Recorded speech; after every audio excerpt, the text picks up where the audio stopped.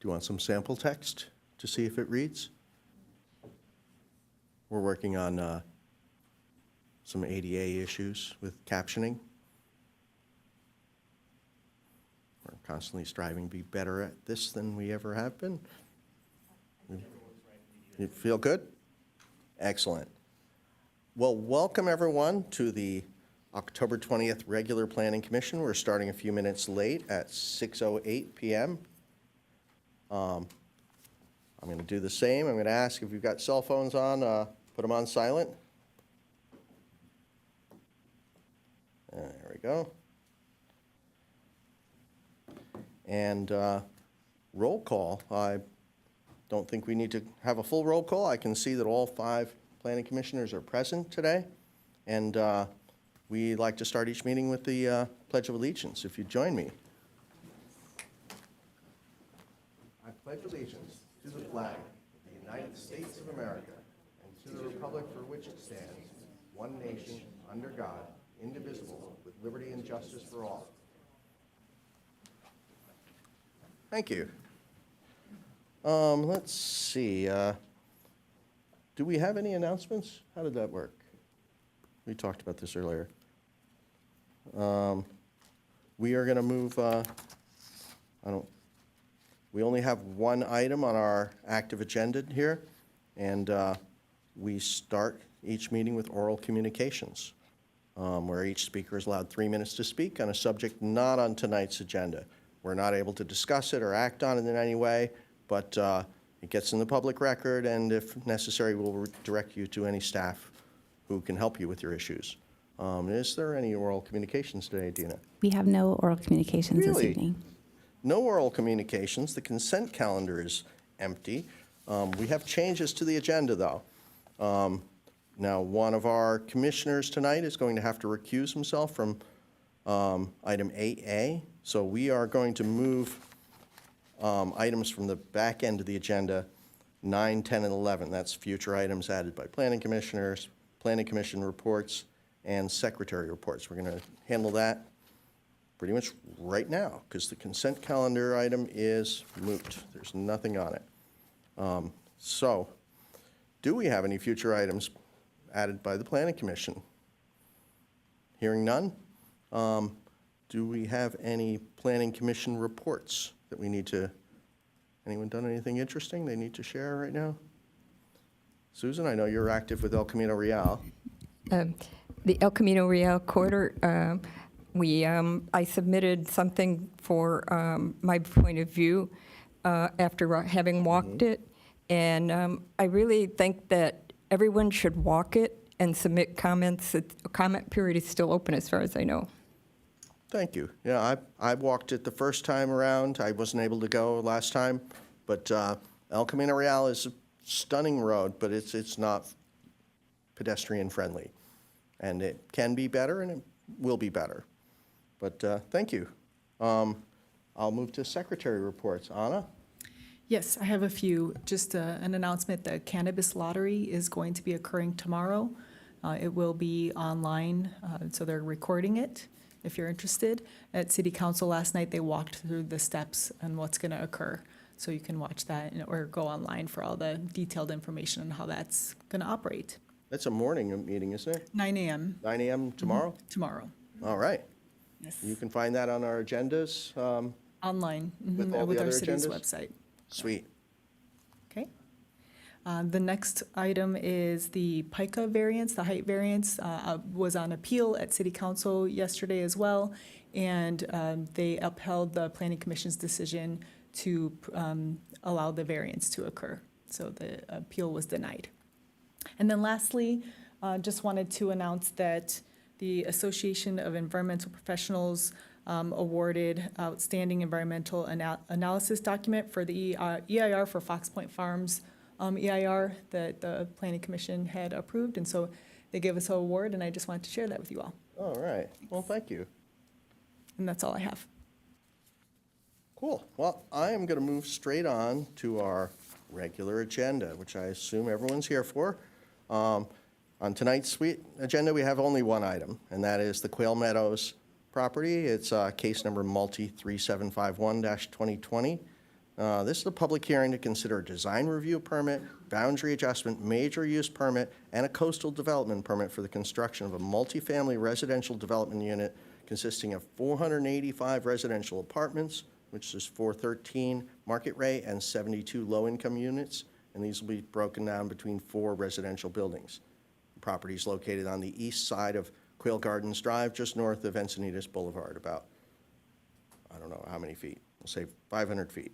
Are there any disclosures from our commissioners? I have a disclosure. I have a potential conflict of interest, and I'll be recusing myself. Thank you, Steve. Anyone else? And then, so it's clear for the record, so his conflict is a source of income interest because he's done work with one of the parties that may end up financially benefiting, so that's why he's recusing. Thank you. Thank you, Steve. Good luck. Yep, we're looking forward to I it. have another disclosure. It's that I have seen the site. I drive very close to it every morning, dropping my son off to school, so I have seen it. Anyone else? Ditto. Yeah, I've also done I couldn't get on the property, but I walked along the edge, and it's, I know the property actually rather well. But let's move right on. I'm not going to waste anyone else's time. I'm going to say, Andrew Maynard, our senior planner, would you please give us a staff presentation on this? Good evening, Chair, Commission, and public. This is the Quail Meadows Apartments project, as you indicated. The site's located at 185, 195, 211, and 225 Quail Gardens Drive, and consists of 4 legal parcels. The site's surrounded by a single-family residential almost in all directions. You have the San Diego Botanical Gardens to the northwest, existing church to the north. They have the Sunshine Gardens housing element site, which is approved directly to the south, and office buildings as well to the south. The site has historically been used for nursery and agricultural uses. There's some remnants of buildings from that, and then there's also, there was vehicle maintenance buildings and some underground storage tanks. This is a designated housing element site. All 4 parcels shown highlighted were designated as sites AD2A, AD2B, and ADC, which are also known as the Baldwin Sons property. And the intent of the developer was to construct all parcels as multifamily residential properties with at least 225 dwelling units. The 2021, the 2029, which is the 6th housing element cycle, were certified by the State Department of HCD on July 13th, 2021. Overall, the project zoning for the site, it's all within the residential 30 or R30 zone. It's also located in the special study, cultural natural resources, and the coastal appeal overlay zone.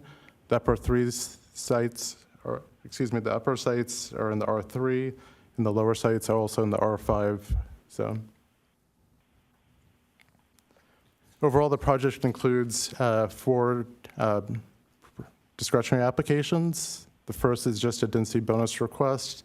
The others are a design review permit, boundary adjustment permit, coastal development permit, and a major use permit modification. Overall, the project is proposed as by right, and by that, it's providing 20% affordable units and is not proposed with a subdivision, and it's exempt per the section 65583.2 H and I.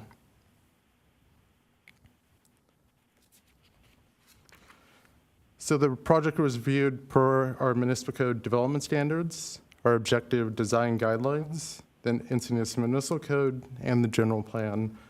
Is also reviewed per state density bonus law and also government code section 65913.4, which states that local jurisdictions' discretionary on housing element projects is limited to just adopted objective design standards.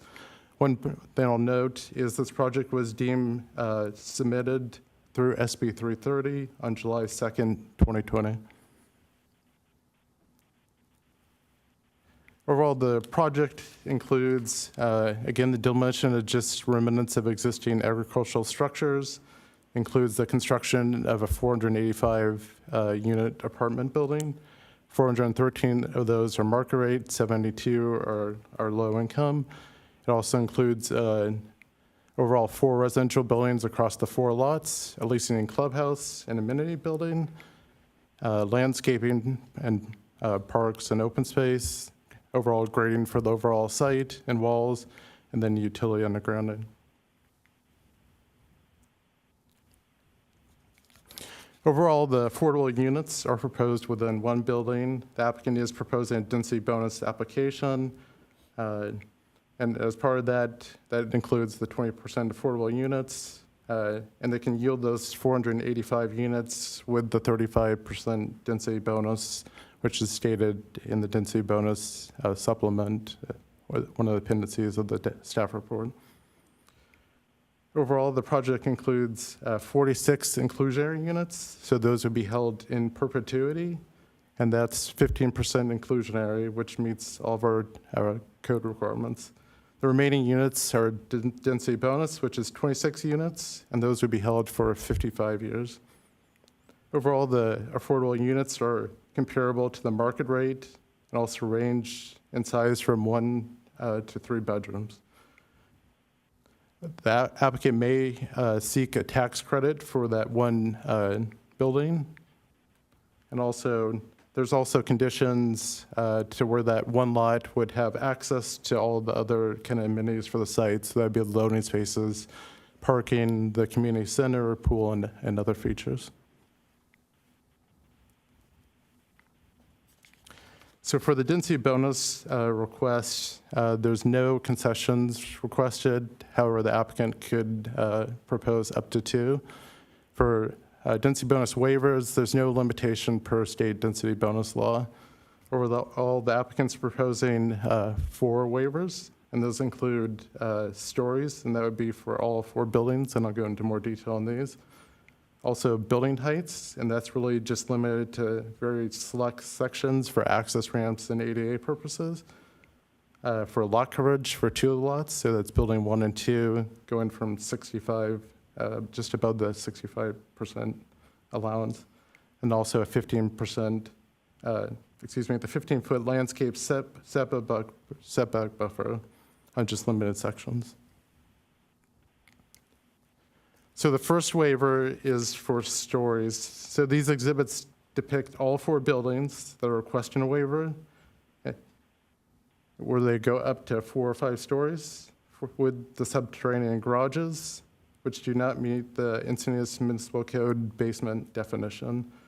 The portions of the building that require an increase in the permitted height are building 1, the lower and upper garages, building 2, the upper level garage, and then building 3 would be the overall garage. Based on the waiver, if the strict application of the code was applied, it would result in the loss of 153 dwelling units. Second waiver is for height, and what's highlighted in the image is really just the select areas where the height waiver is being requested. All the other portions of the building comply with the overall R30 height limitations. And this highlights from elevation view the waivers for building 1, 2, 3, and 4.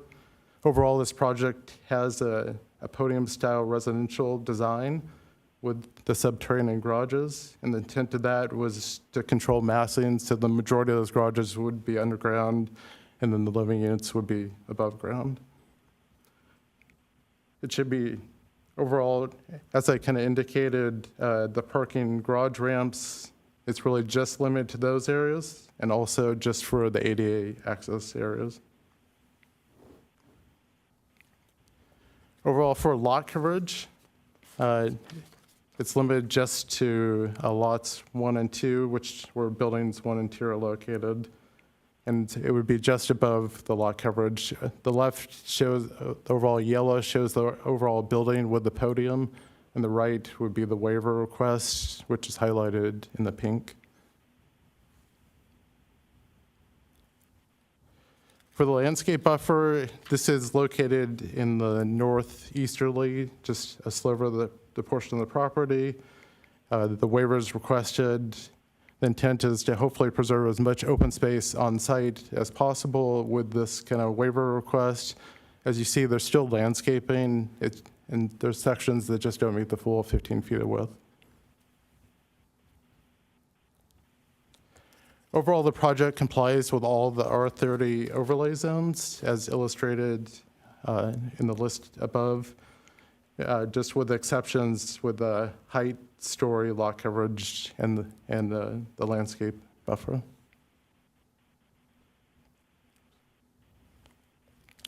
Overall parking for the site, so per state density bonus law, it would require 587 spaces. The applicant's providing 797 on site. This also includes all the requirements for EV charging, which we disperse through kind of the open and underground spaces. Overall, as you look at parking within the garages, 788 spaces are underground, and there's 17 above ground. There's 3 loading spaces for the overall buildings. The applicant's not provided to provide bike parking per our code. However, they do include in 3 of the garages, which include kind of bike storage areas and also maintenance areas. Overall access for the site, it's really limited to 2 locations off Quail Gardens. As you see in the upper left, which would be the most southerly portion, that's for emergency access only. It would be gated, so no residents or guests could enter in that kind of the most southerly portion. The primary access would be towards the middle of the lot, which is across from Kristen Court, and then secondary access would be on the most northerly portion of the site. Overall, for traffic purposes, the project would generate 2,910 ADTs. As we look at our general plan, we have to look just at objective design standards, which would be just policy 1.3. That allows development that results in LOS E and F at intersection if no alternative exists, and if there's an overriding public need can be demonstrated. As kind of illustrated in the 2 intersections on the slide, Westlake and Encinitas Boulevard, it currently is at a F or E. Also, Via Cantabria at Encinitas Boulevard is currently at a LOS F. With the project, the applicant's proposing to install a right-hand turn overlap phase at the northbound approach, and that's at Westlake Street. Also on the southbound approach on Quail Gardens with appropriate kind of signal equipment, modifications, and timing. These improvements prohibit U-turns at the westbound and eastbound approaches. Overall, the proposed traffic improvements will enhance the identical kind of traffic operations to better than pre-project conditions. Overall, this is consistent with policy 1.3. It's also consistent with our housing element assessment that analyzed these intersections.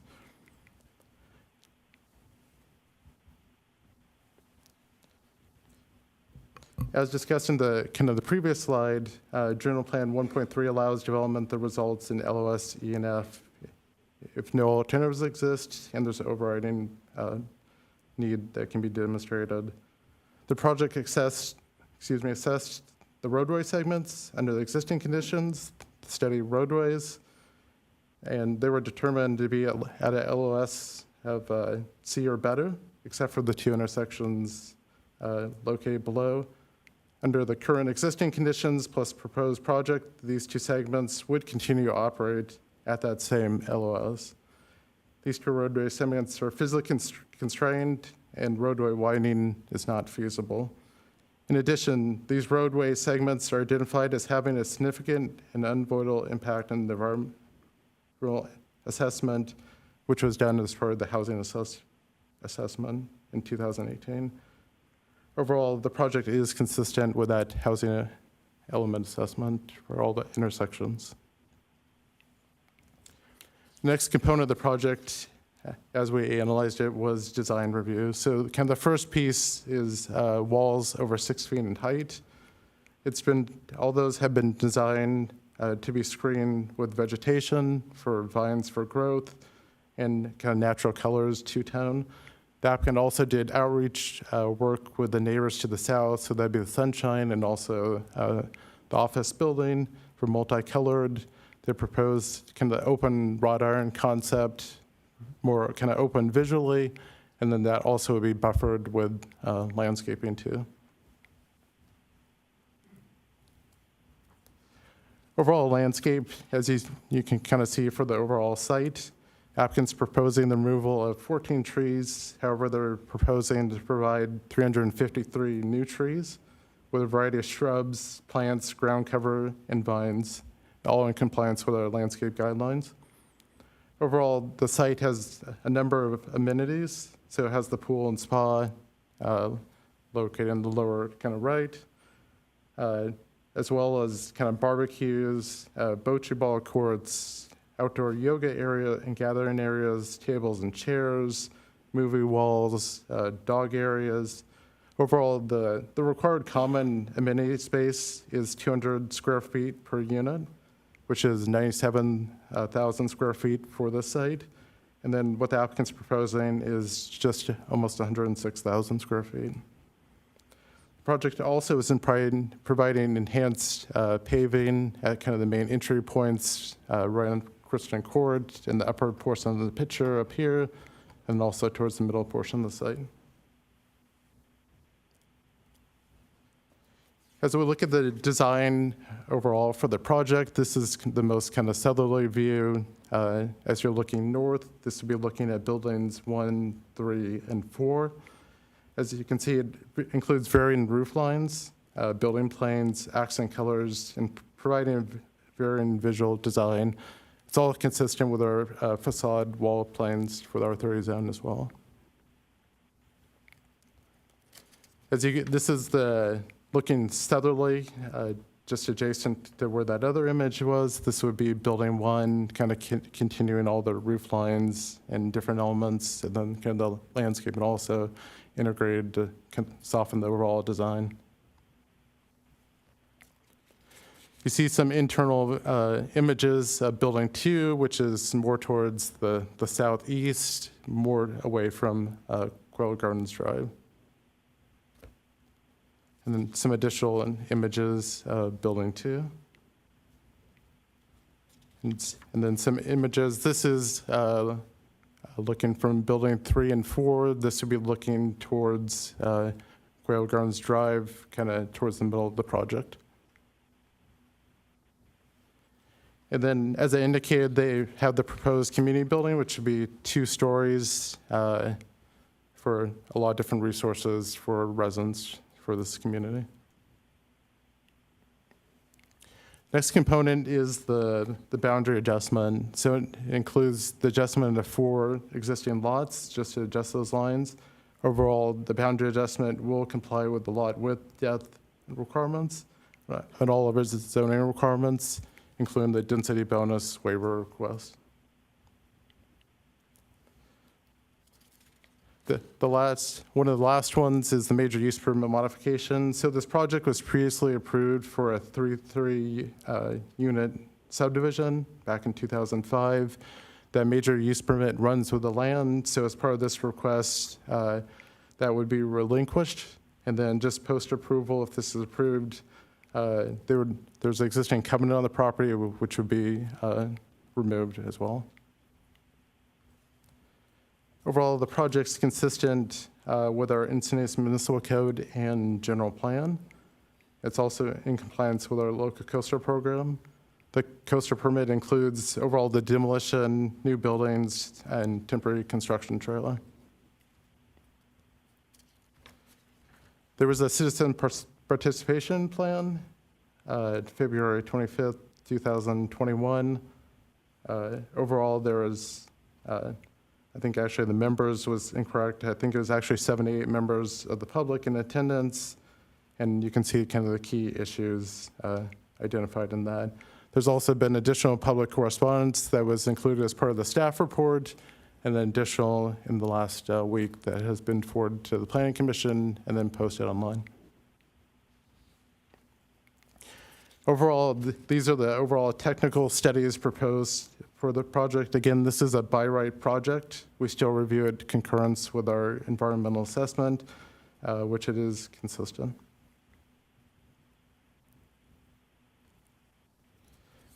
As indicated, this is by right per Government Code Section 65583.2H and I. Overall, it provides 20% of lower income affordable units. It does not require a subdivision. Overall, the city may require a design review approval for the project, and overall, it's statutorily exempt from CEQA. Overall, staff's recommendation is to approve the project with the draft resolution, adopt the CEQA findings. Just one thing I'll note is there was a memo sent to the commission, and I can kind of go over kind of the basics of that. The main kind of pieces were, as part of the no net loss findings previously, we did not include the Maria project. It was approved by the city, but it has been appealed by the Coastal Commission.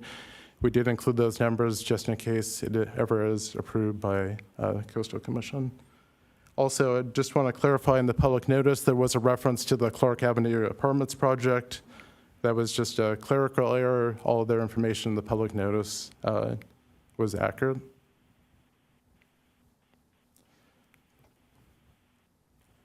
And then I can answer any questions, and then if you would prefer me to go over the memo, I'm happy to do that too as well.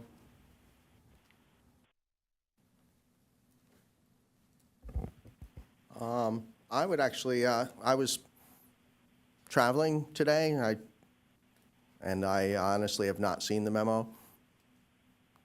Came in while I was in transit. I can bring that up and kind of go through that. Thank you, Andrew. Sure.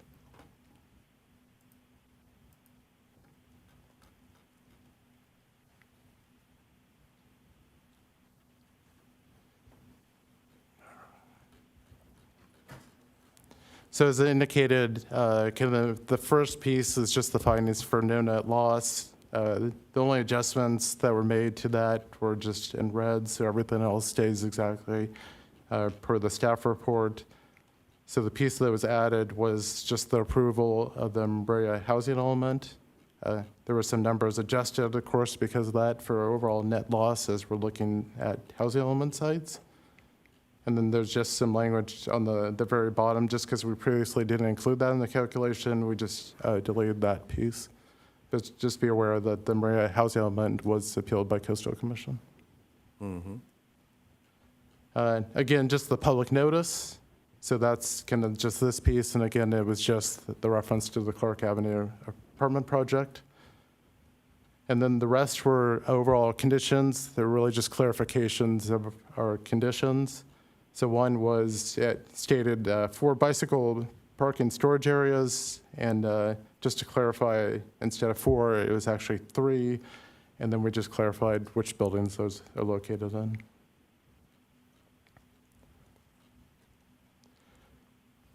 So SCC 1, which is the traffic signal improvements I kind of mentioned in my presentation, really this is just a clarifying, it's also identified in the local transportation study that was prepared by Chen Ryan.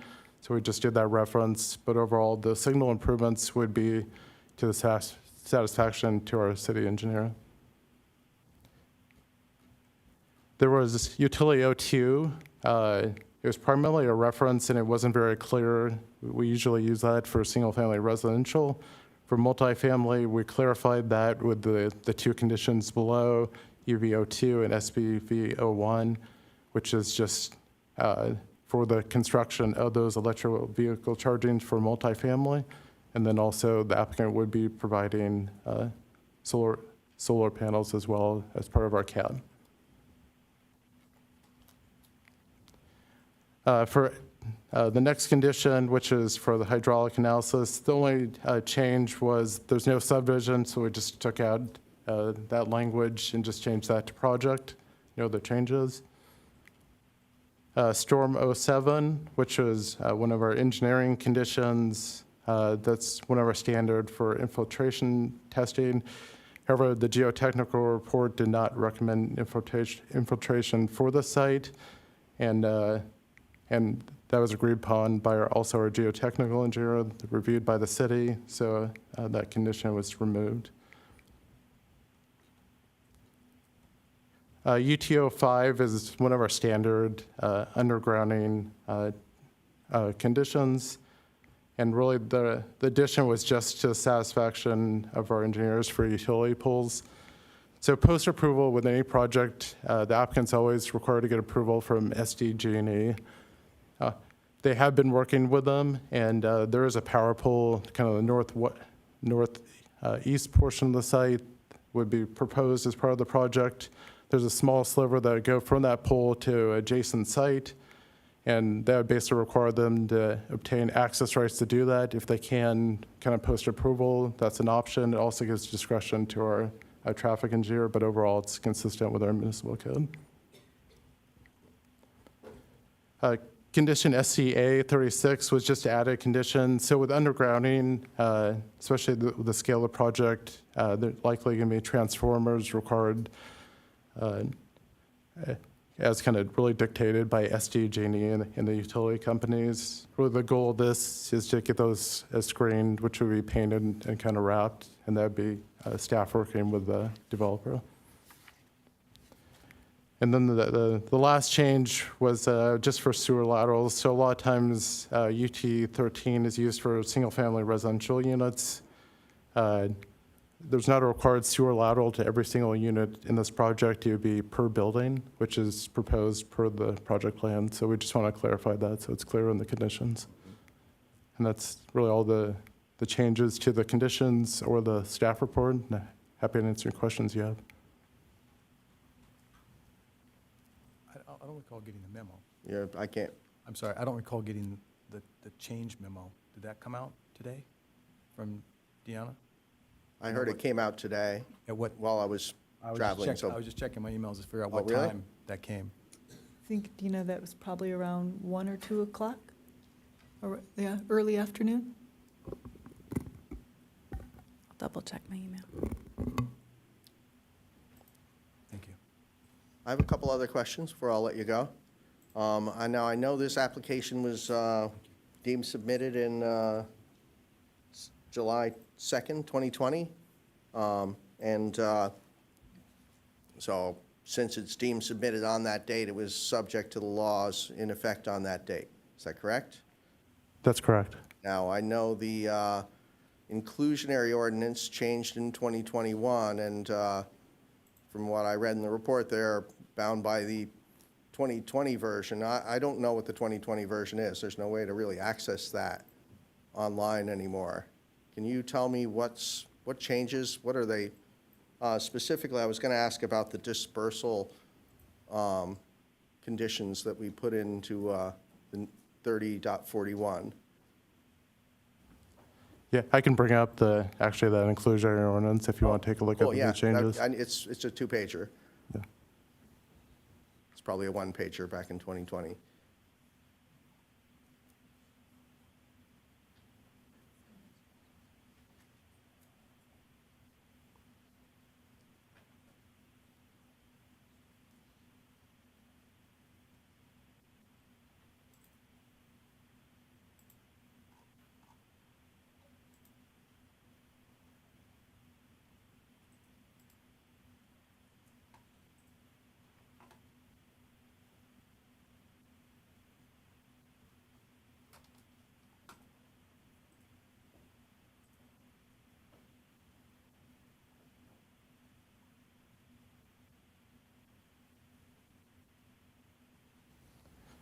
So some of the kind of key changes, as I indicated earlier, was one was the inclusionary requirement.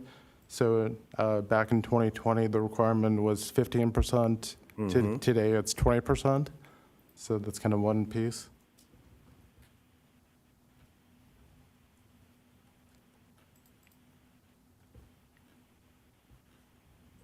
And then previously, there was no dispersal requirement.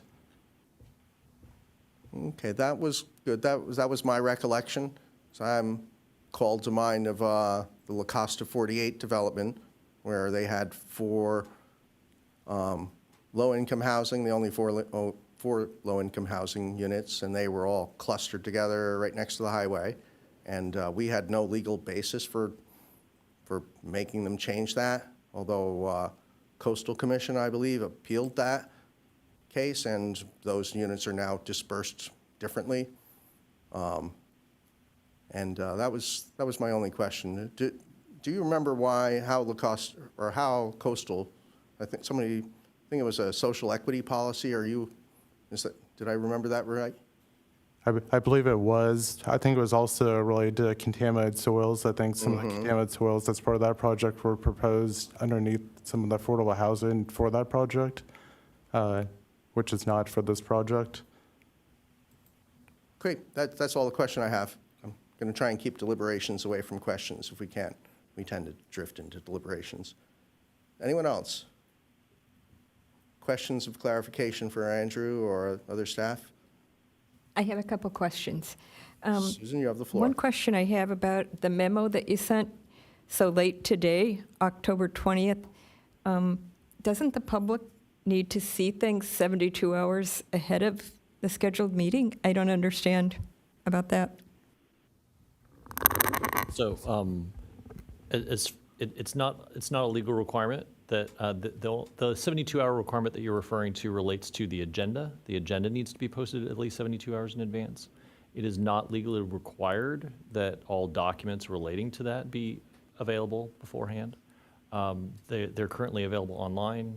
If you want to, the public can certainly review them online. We can also provide copies if that's a requirement or a desire. But yes, they are available to the public. But they came so late that even one of our commissioners didn't notice it because he was in transit today.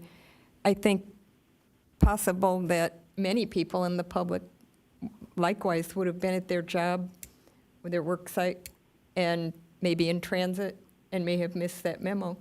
So I don't think it's fair that we send things so late. I also have to say that I myself didn't have a chance to thoroughly review all of the information. This is a very complex project, and I got quite a few very late emails. They were coming as late as like 4:48 p.m., and those emails may have been sent earlier by the public, but because of the volume of work that our staff has, I didn't get those until later in the day. So by 4:48 p.m., I have a child that I leave at home, and I need to make his dinner ahead of time and so forth. And so when I'm getting things that late, to review them is pretty much impossible to do a thorough job. And so I think the public also probably has difficulty seeing something like a memo that comes in so late with changes in it.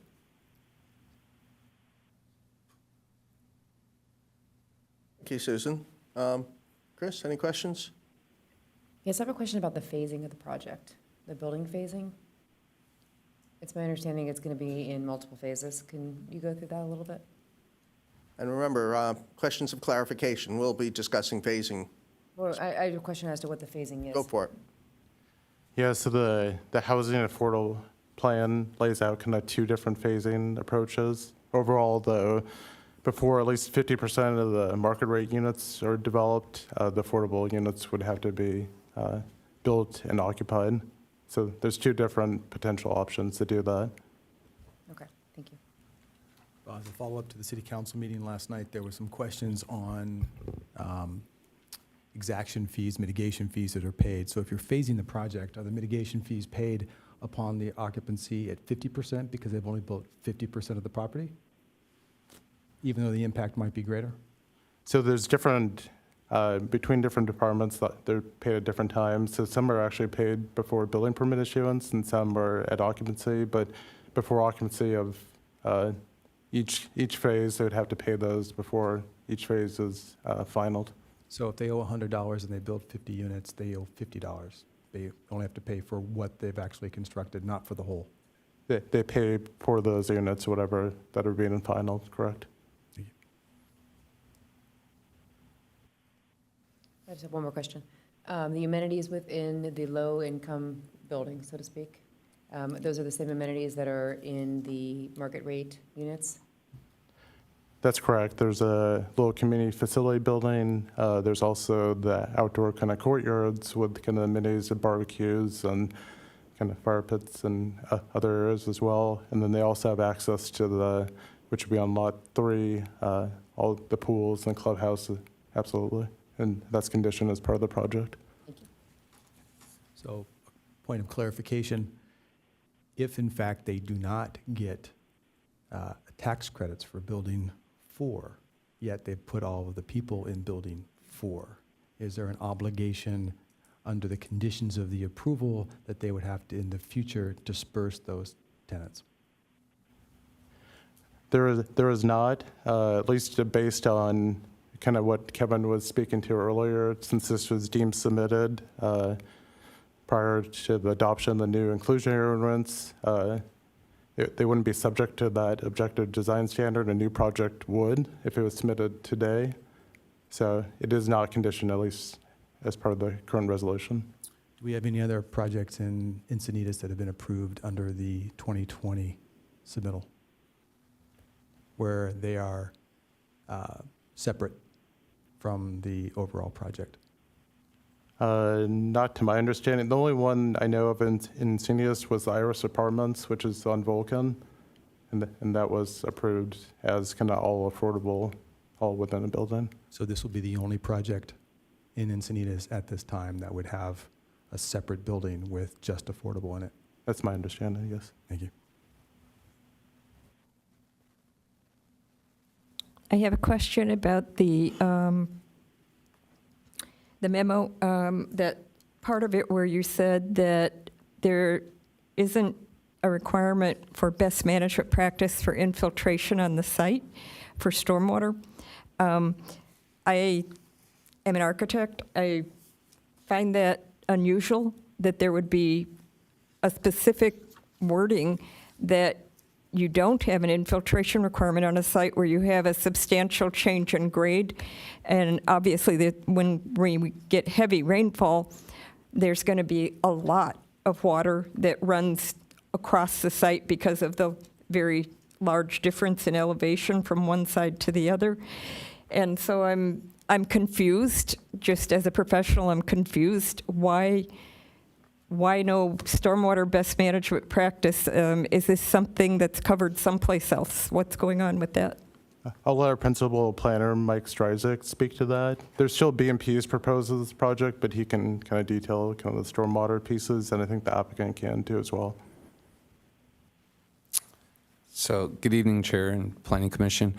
To answer your question, there are BMPs proposed across the project site. However, there are areas where infiltration has been deemed infeasible due to geological issues per the geotechnical recommendation. And therefore, that's why there's not infiltration taking place on site. However, there are still treatment BMPs as well as hydromodification BMPs, i.e. storage devices that are proposed for this project. So because it's infeasible, you've eliminated it? That doesn't make sense. In many situations where infiltration is not desirable due to, for example, and that's not necessarily applying to here, but where we find areas that have susceptibility to landslides and other things as such, it's very common that we would line a basin and not infiltrate to native soil.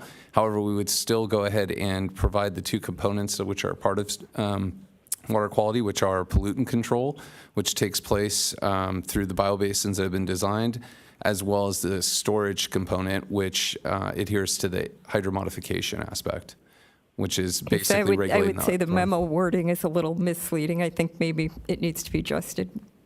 Okay.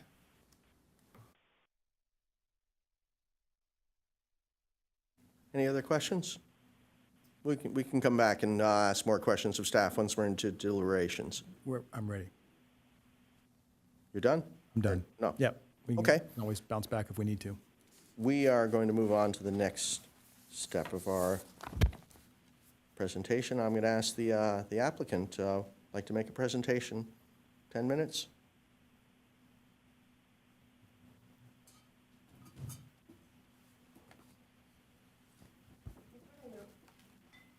Before they go, can I ask the staff, is there a way to put that on our screens? It's not happening tonight. I don't know if that's Be possible technical? tech-wise. I think that's the technical difficulty Oh, it that is, is and that's why occurring. our boxes Yeah. are empty. Okay. Several of Thank you. I just gizmos thought I'd and ask. bare wires here. Thanks. Great. You want to wait, queue up a presentation?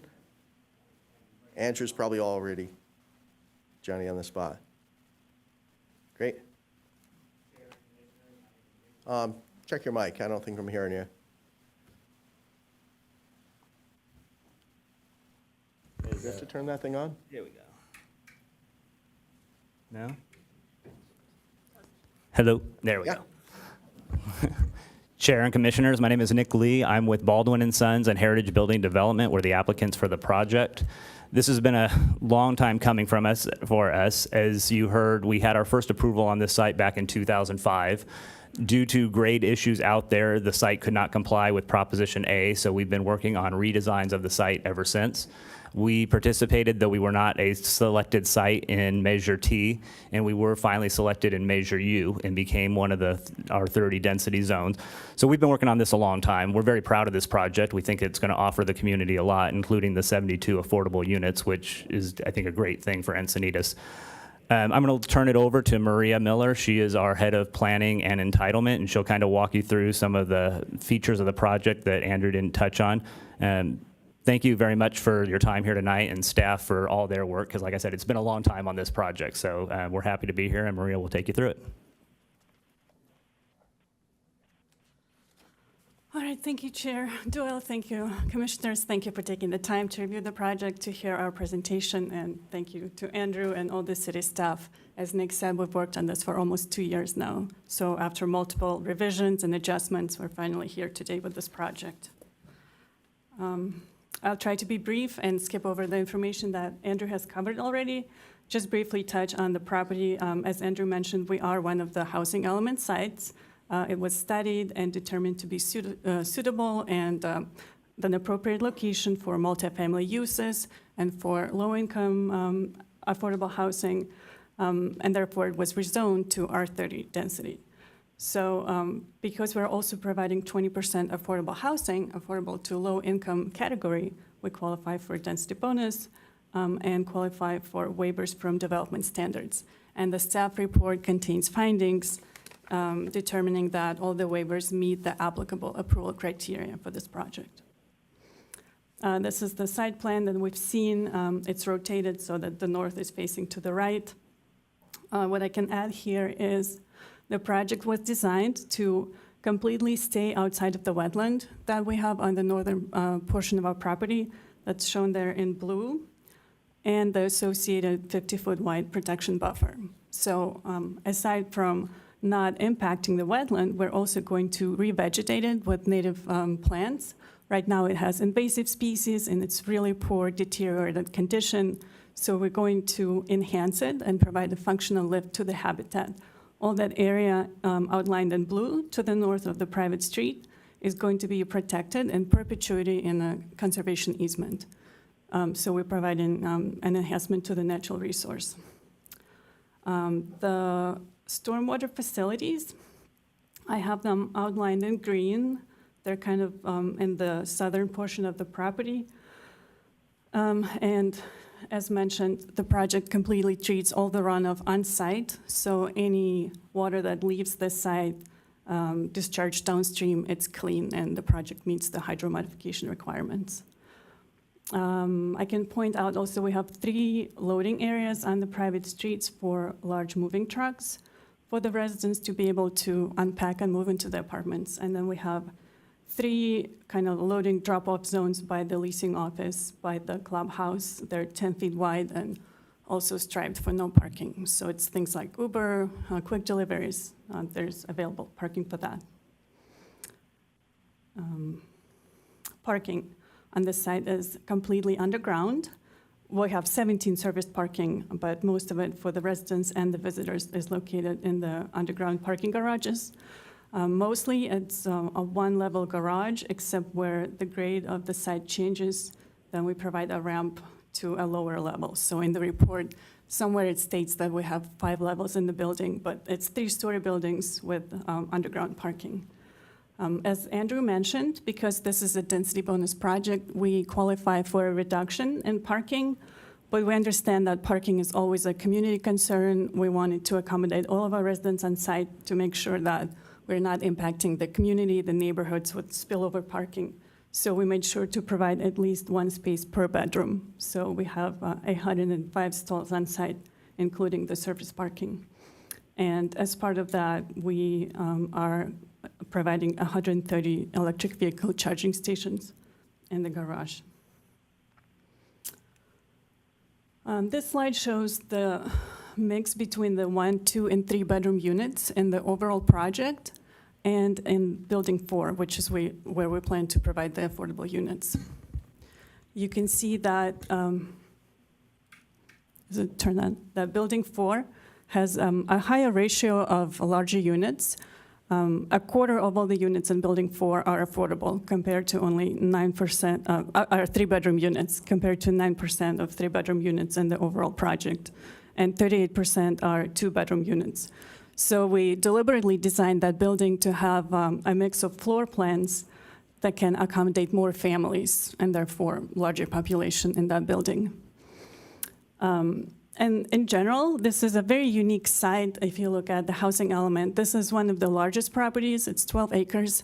So it's a unique opportunity for the city to provide such a high number of affordable units with one project. And it's located right on transit line. It's surrounded with grocery stores, employment opportunities, parks. So our project alone actually satisfies 20% of the city's entire obligation in this income category.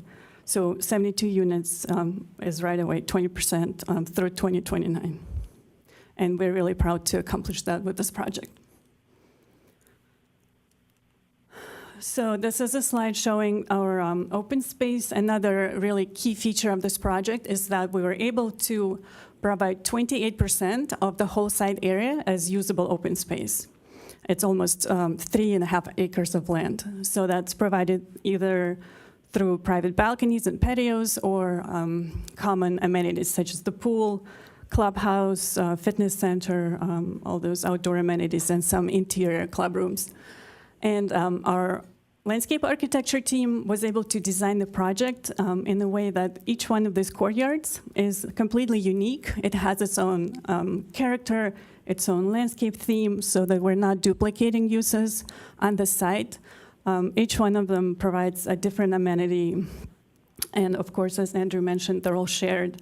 People from Building 4 can go and use any of those courtyards in addition to the pool and the gated dog park and the separate children's playground there. This is a rendering of Quail Gardens Drive, looking at the main entry into the project from Kristen Court. We wanted to use the landscape architecture as an additional way to tie the project with the community and with the surrounding streetscape. So we settled on the theme of legacy flower fields and drew from Encinitas' rich history of flower cultivation. So those planters are kind of shaped in these stripe patterns to mimic the flower fields, and we're using the plant palette to blend into the community and also to the botanic garden across the street. And we feel that we're very happy with this result. We think this is a nice soft landscape edge that really complements the project. As part of the project, we are dedicating a 35-foot wide strip of property along Quail Garden for street widening. We're widening it to 72 feet wide. Right now, it's built to interim condition. You've seen that it's a curb-tight sidewalk, really narrow. So we're going to build a new sidewalk that's going to be separated from the street curb with a landscape planter. And we're installing 63 new street trees to create this pleasant and safe pedestrian environment along the project.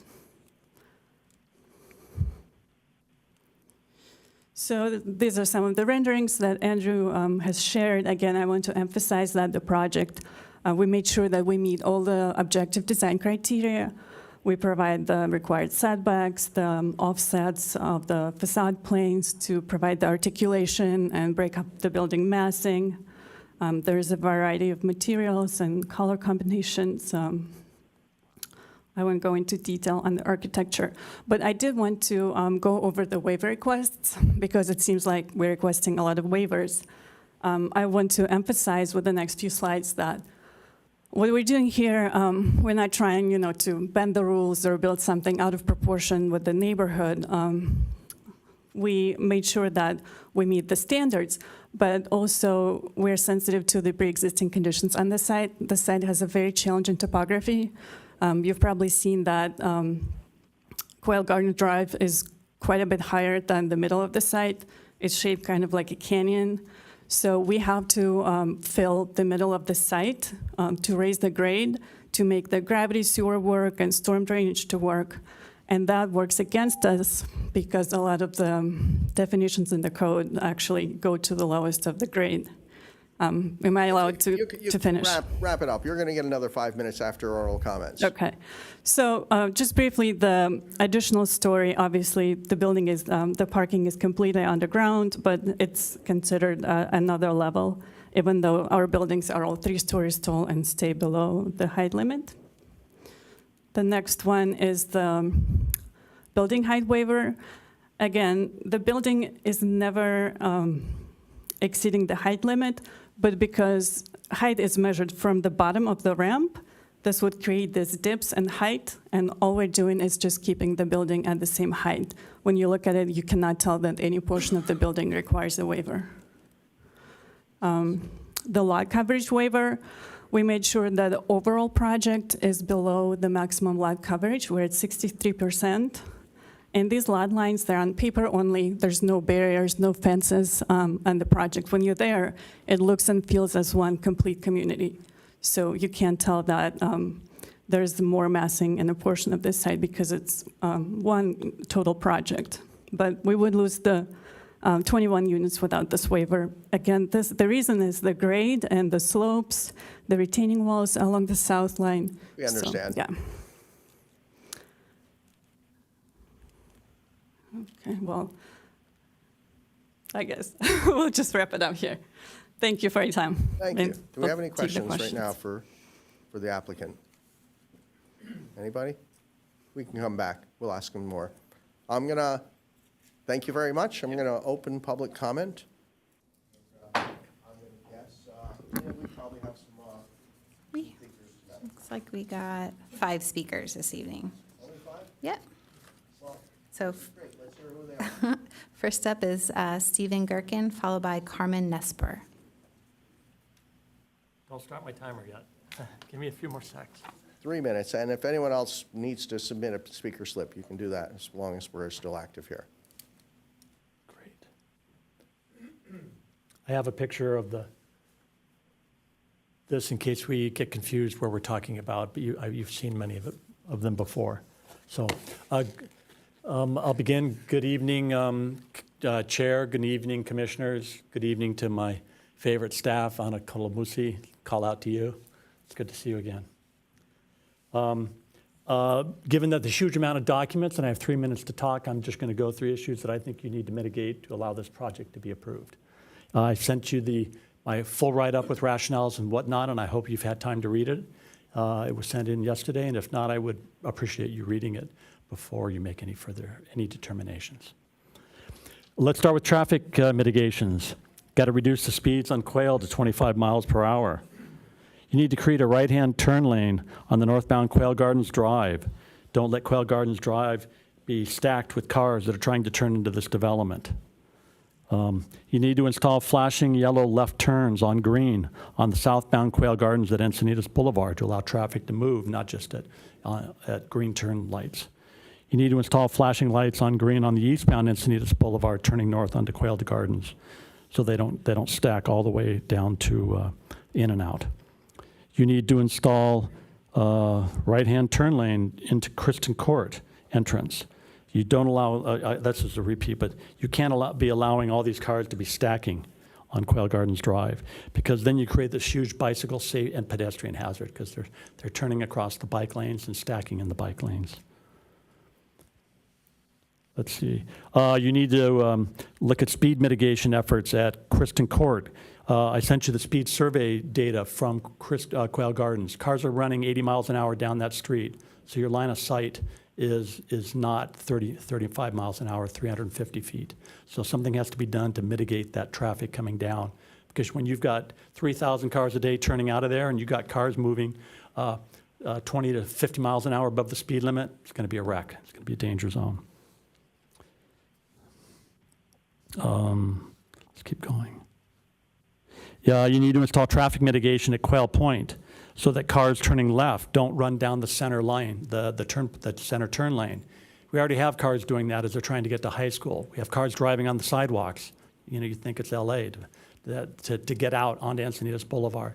And all they do then is they're going to queue up at Quail Point, they're going to queue up at Sunshine Gardens, and then try and jam in at the bottom down there, and we're just going to have a massive traffic jam. So you're going to have to install mitigation in there. You're going to need to install synchronized traffic lights on Westlake and Requeza, and on Requeza and Nardo. You know, you say, I'm going to adjust the traffic timing. There's nowhere you could run that light 30 seconds longer.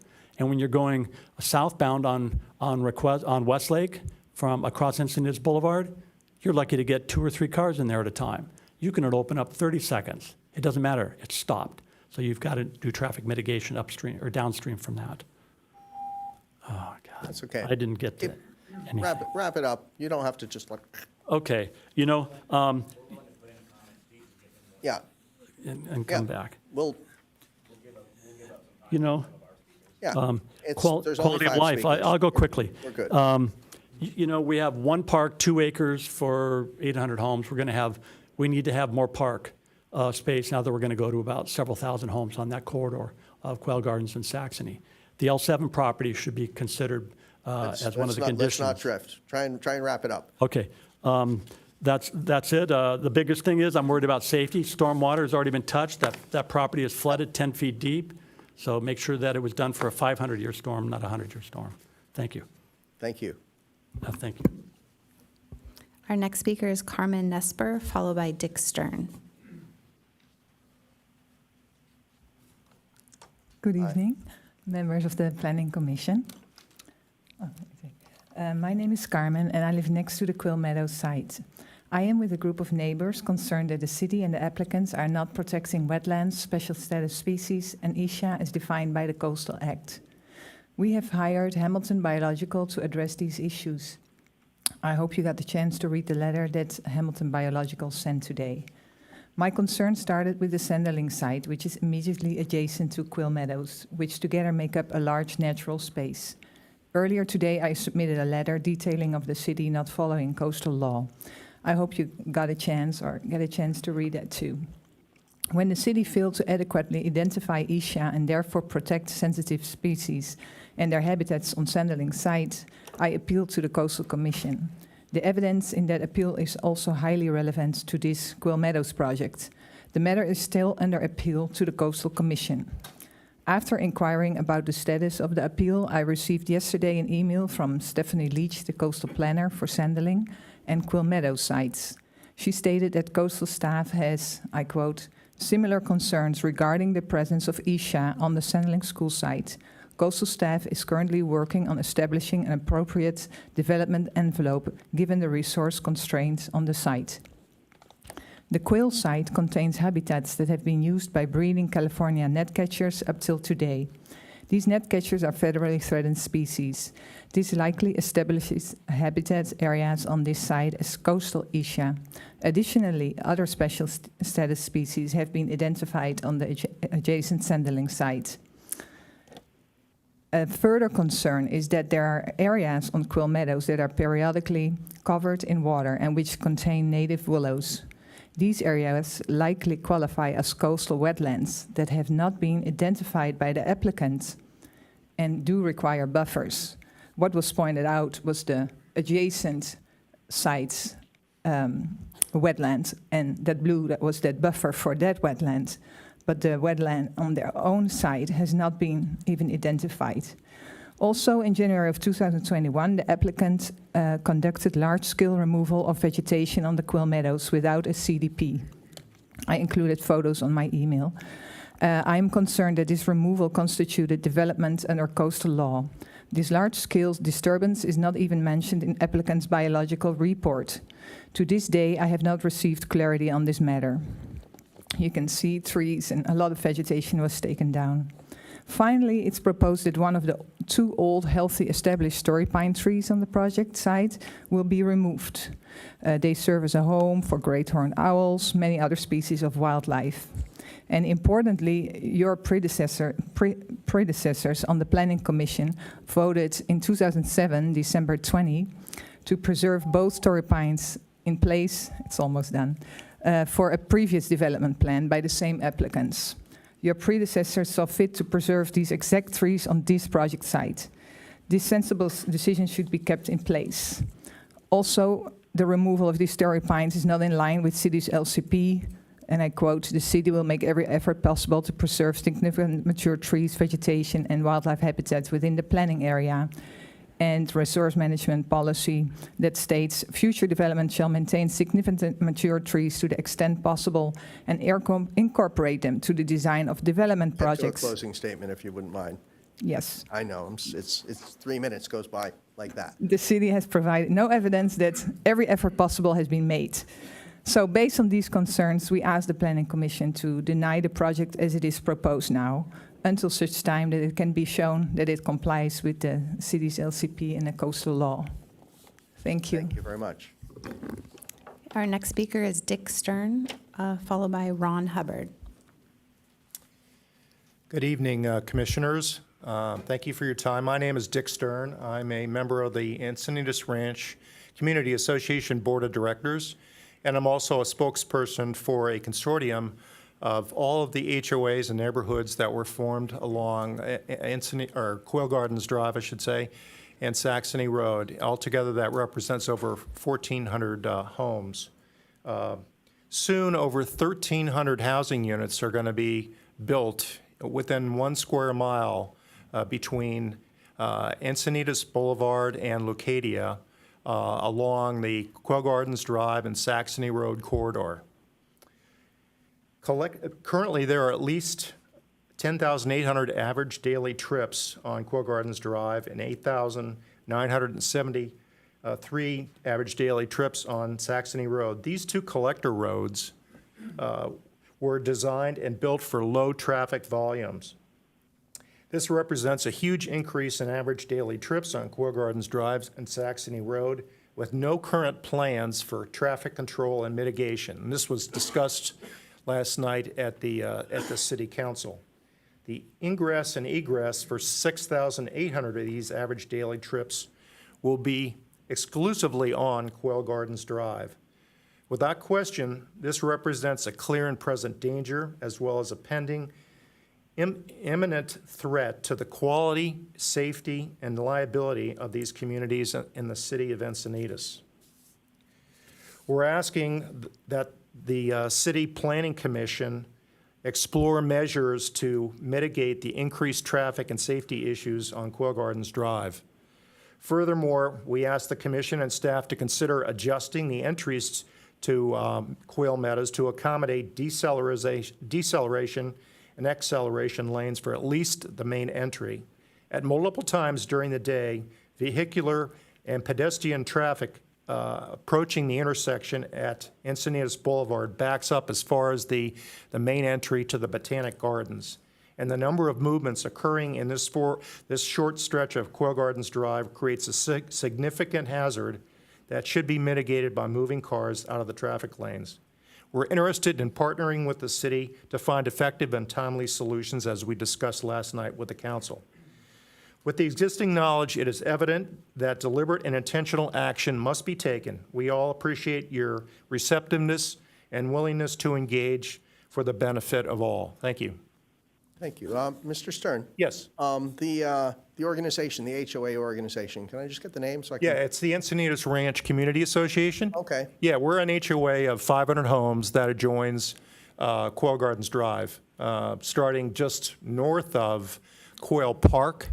So starting at Paseo de los Verdes, all the way up past Lucadia Boulevard and down to Quail Ridge. So it's every home on in our HOA adjoins Quail Gardens Drive. I know the area well. Okay. Thank you.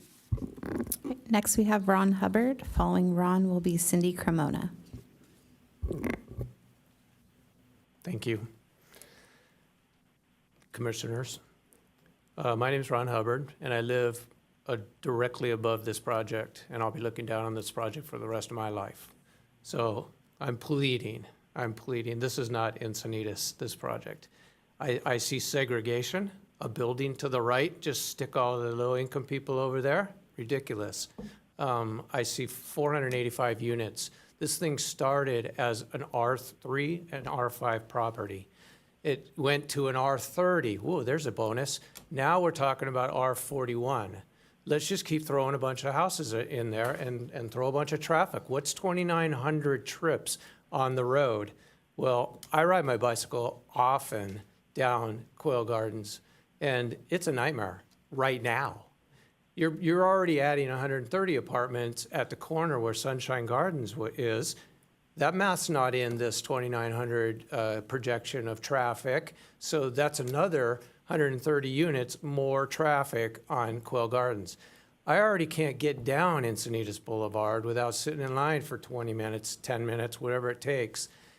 So I go over to Requisa like everybody else, or I go over to Lucadia like everybody else, which means I go down Quail Gardens. So it's just like, I appreciate the math on the traffic, but it's everything. Oh, let's build it 51 feet tall. Who cares? First, let's add 12 feet to the ground. Then let's build it 51 feet high. Everything's just gimme, gimme, gimme. This is about money. So I just am begging you guys, this is not Encinitas. And I don't know what's going on with Encinitas, but I'm not proud of this project. I've been looking at this land forever. There's coyotes, there's owls, there's everything right outside my backyard. And now there's going to be a pool and a fun house and a bunch of low-income people next to me, and then, 1 billion apartments. Great. What's going on the next 4 acres that are still over there that haven't been sold yet? Not a school, because you couldn't put a school there. That would just be dangerous. So, I'm just saying that this project is excessive, and all the rules we're bending just are amazing to me. We're going to let them add more dirt. We're going to add more stories. Who cares, 51 feet tall? Well, I don't see any solar panels in those pictures. I will also ask a question since I have like 20 seconds left. I was noticing on the form that Andrew brought up, I just happened to see 56C looked like it said you're supposed to only have 20% of the people can even be next to each other. And so if that's the old rule, and it seemed like, Kevin, you were leading towards the 2020 rules or whatever, I'd love you to look back into that, because I don't get this, put them all in building 4. It just seems weird to me. Thank you. Thanks for your time. We'll be discussing that. Don't you worry.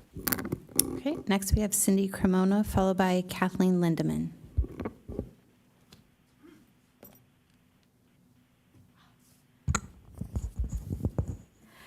Cindy Cremona, Lucadia resident and candidate for mayor. Nice to see you again, Chairman Doyle and planning commissioners. I'm sad, though, and I'm once again addressing you about a supersized development being proposed for our neighborhoods. Our North Lucadia community is facing at least 1,300 new housing units. Quail Mountain Meadows, with 485 units, is another mega project that will burden our neighborhoods. The City Council plans to approve over 40% of 15 density projects in Lucadia without improvements to our roads, city services, or water and sewage infrastructure beforehand. Our schools are reaching capacity, and there are no safe roads for kids to bike or walk to school. 80 to 85% of these units are market rate, a pitiful return for the burden it puts on residents and our infrastructure. While our city council dreams up more vanity projects and divisive resolutions, residents sit in traffic and spend their own money for attorneys to defend their neighborhoods. Meanwhile, our council leadership looks for more ways to densify our city. Quail Meadows is another example of how city leadership ignores the concerns of residents. As you have heard and will hear this evening, communities surrounding this terrible project are tired of being bullied by an overreaching city council that puts Sacramento's priorities first and its residents last. The Planning Commission has differentiated itself from our city council with its approach to project impacts, and I know will take into account how all of these new units impacting Quail Gardens Drive will affect the community and inferior infrastructure. I appreciate the Planning Commission's thoughtful deliberations in these matters, and I appeal to you to deny this project in part due to its size and the burden it puts on the community and our infrastructure. Thank you. Next, we have Kathleen Lindeman, and then we have Diane Carey. Hi, Kathleen Lindeman. Leucadia. This project makes me sad. Only 15% low-income housing, AKA inclusionary housing, when we, the community, have been asking for at least 25% inclusionary housing for 20 years. We already know that HUD is okay with large developments. 485 is big. With large developments having 30 to 50% inclusionary units, AKA housing. My wish, my hope, my dream is this massive project is going to be conditioned to have at least 35% inclusionary housing. Thank you for your time and attention. Okay, next, we have Diane Carey. Following Diane will be Scott Campbell.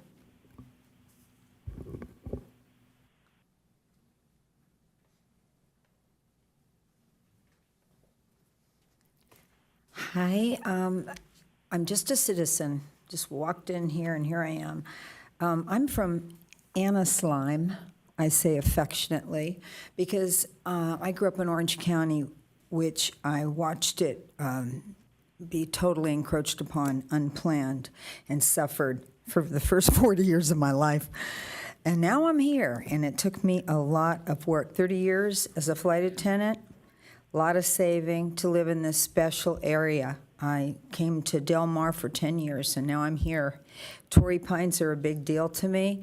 Widening the boulevard sounds terrible to me because it often includes more trees and their removal. I'm very depressed about what happened to the Quail Gardens 50-year-old nursery. All the trees they've taken out so far has just been heartbreaking to me. So I would concur with the other citizens that have beseeched you to reconsider this project. I think it's really bad for Encinitas. I can't believe in the last 10 years, I've been right in Encinitas for 18 years. The last 10 have gone downhill. It takes me 10 minutes to 15 minutes to get to the freeway. It's just wrong, and I hope you'll consider where you're taking us. It's not where I want to be. Thank you. Our final speaker is Scott Campbell. Good evening, Commissioners. It's been a little bit while. Thank you, staff, for showing up. I asked the Commission to delay approval of this project, and for the following reasons. First off, are there any projects that do not require variances? Any? I mean, every single project. This project, they got to build up so they can go down. I get it. But more importantly, last night the City Council directed the staff to start coming up with plans for a more holistic and integrated approach to all of these developments. And I asked you to delay approval so to give the staff time to come up with appropriate plans to deal with all the infrastructure needs. And this includes more than roads.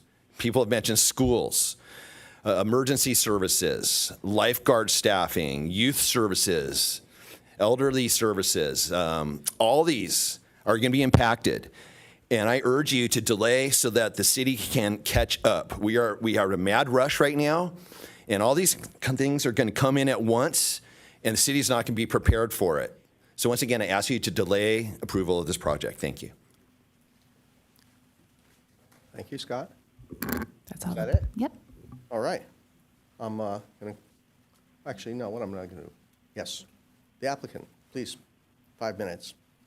Take us. Thank you again for your time and for everybody for coming out and speaking on the issues here. Wanted just to address a couple of the things. We were present last night at the city council meeting, and we fully support a comprehensive look at Quail Gardens Drive. I mean, we're going to be a part of that community with this project. We want that to be improved. We want it to be studied, and we want to look at what options are to make it as safe as possible for the existing residents and the future residents to come. So we are very much supportive of that and want to be a part of that conversation. We do think it's important for it to be a full picture of it instead of just little pieces here and there of what we can do to fix different areas. It needs to be comprehensive. Things like a deceleration lane entering our project, we've avoided that for 2 reasons. One, it causes another mix of cars and bikes. You have bikes on the edge of the road. When you have a decel lane, that lane has to cross the bike travel. The other thing that decel lanes are intended for is on more major streets where you're trying to preserve the fast travel in the main lane. Here on Quail Gardens, we've heard the community wants to have slower speeds. By taking a car out of the lane, you're allowing the cars that are still going through to travel at faster speeds. I think a lot of what we've seen in the past on ideas from the E3 group for Quail Gardens has been things that cause vehicular friction, neck down, speed bumps, things to slow people down, and we're very much in favor of those kind of things. The biology and ESHA issues, we did study the wetland that is on our property. It does go from the Sanderling School across our property as well and terminates on our property. We do stay totally out of that and provide a buffer. The other big thing I think is the affordable housing. We do provide 20% affordable. As far as it all being in Building 4, there are some advantages to this, both in the tax credit and non-tax credit scenario.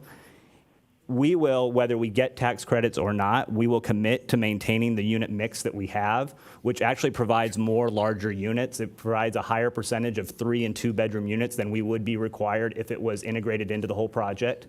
It is not a B location at all. It is very close to the main amenity, the pool. It has the same conditions as the other sites where you have pretty much 2 faces of the building that are open to at grade and 2 that are against a slope. So it's very similar in every way to the other buildings, and they will have full access to everything else. Andrew left us a message today stating that there were some concerns about the aesthetics of the building being not quite what the other buildings were. We would accept a condition to make it identical to the other buildings. We want it to be an integrated part of our community. There are reasons, like we said, the tax credit financing and what we are willing to provide extra if they are in that building, but they will not have any limited access to any of the site. Whether you live in Building 1, whether you live in Building 2, 3, or 4, your experience in living there will be the exact same. So I think I've hit everything. But we're available for questions. We have our consultant team from our architects and our engineers and our designers and our traffic engineers here. I'd be happy to answer any questions you might have. So thank you again. Cool, thank you. Should I close public comment and reopen it when we need to? I'm going to close public comment for now. I will possibly reopen this shortly. If you guys wouldn't mind, I have a couple of things I'd just like to start off with. This is a big project. It's, I think, the biggest project so far in Encinitas. Since we started this, I usually do these 2 ways. I start with the 800-page report, and then I work into the painfully large plans. This time, since mostly we were focusing on the design review, I started with the plans, and just as you just mentioned, Nick, I started out with the renderings, and I was like, the renderings are actually quite nice, right up until I got up to Building 4, and I was like, what the heck's the matter with Building 4? It's sunken down the section facing to the, let me see, where would that be? Facing to the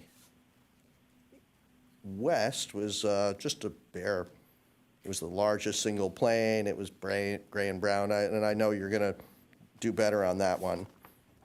But when I saw that, I was like, then I started digging back to the text. I was like, what is up with Building 4? And that's, I won't lie to you, man, I was horrified to find out you're going to cram all 72 of those units into one building. I grew up in the East Coast a long time ago. I was a teenager in New Jersey. I used to drive to New York. I know what the projects is what we called them. You cram all the lower income people together and you do not get a good environment. It just doesn't work out. Now, we've fought very hard over the last several years to get an inclusionary document that allowed for dispersal of units because integration is key. I mean, the ADUs we build, ADUs work because they're automatically integrated. They happen all over the town. If we have a big complex and all the low-income people are over here in the little building, it won't be gray and brown anymore, and everyone else is over here, these ones will maybe rent a little higher. There's people are prejudiced. They don't want to live next to people who maybe aren't in the same economic strata as they are. But that's not Encinitas. Encinitas is a conglomeration of multimillionaires right next to tiny little homes built in the 30s and 40s occupied by working class people. That's what Encinitas is, and that's why main reason we fought to have the dispersal conditions put into the inclusionary documents. Now, so just so you know, I'm adamantly opposed to this, adamantly opposed. I don't think I have the legal grounds to deny based on this, but I am going to do what I can to try and alter this situation. Now, I do know that, Coastal Commission, after we had approved everything for La Costa 48, came in and basically turned it on their head. We couldn't move those units. We couldn't move the containment units for the contaminated soil, but Coastal can. I made a point also digging through just to see, well, what is Coastal up to? I also came across a very lengthy document from the HCD, Housing Community Development, about affirmatively furthering fair housing. Now, in the past, when we've leaned heavily on housing element sites, HCD's been the one that says, no, no, no, you got to toe our line. So this is their line from 2021, and they go deeply into defining integration and segregation. And our goal here, and our goal for all of our projects in this town, is to integrate. A segregated unit is just abhorrent to me. While we can't do anything about it, I'm considering, I'll come back to this later, but I would like to perhaps propose that we, as a commission, write a letter to Coastal Commission to have them address this issue, assuming we approve this. I think that's within our rights. So honestly, aside from that, I really was very impressed with this project. You towed the line, whoever your architect was, went through our objective standards, which I know were very complex. And honestly, we didn't know how the multi-plane concept was going to work.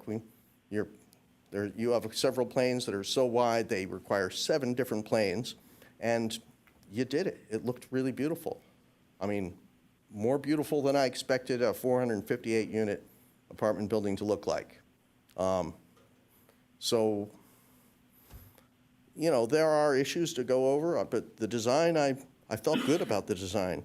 I felt really, really bad about segregating all of our affordable units, our low-income units. Our low-income units will probably also be predominantly of mixed race. So, and according to HCD, it's like, what do they call this? RECAP. That's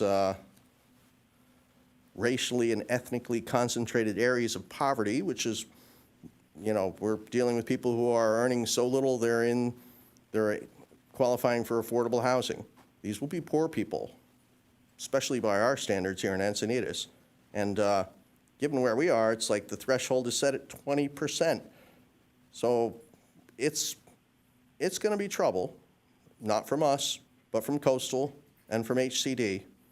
And,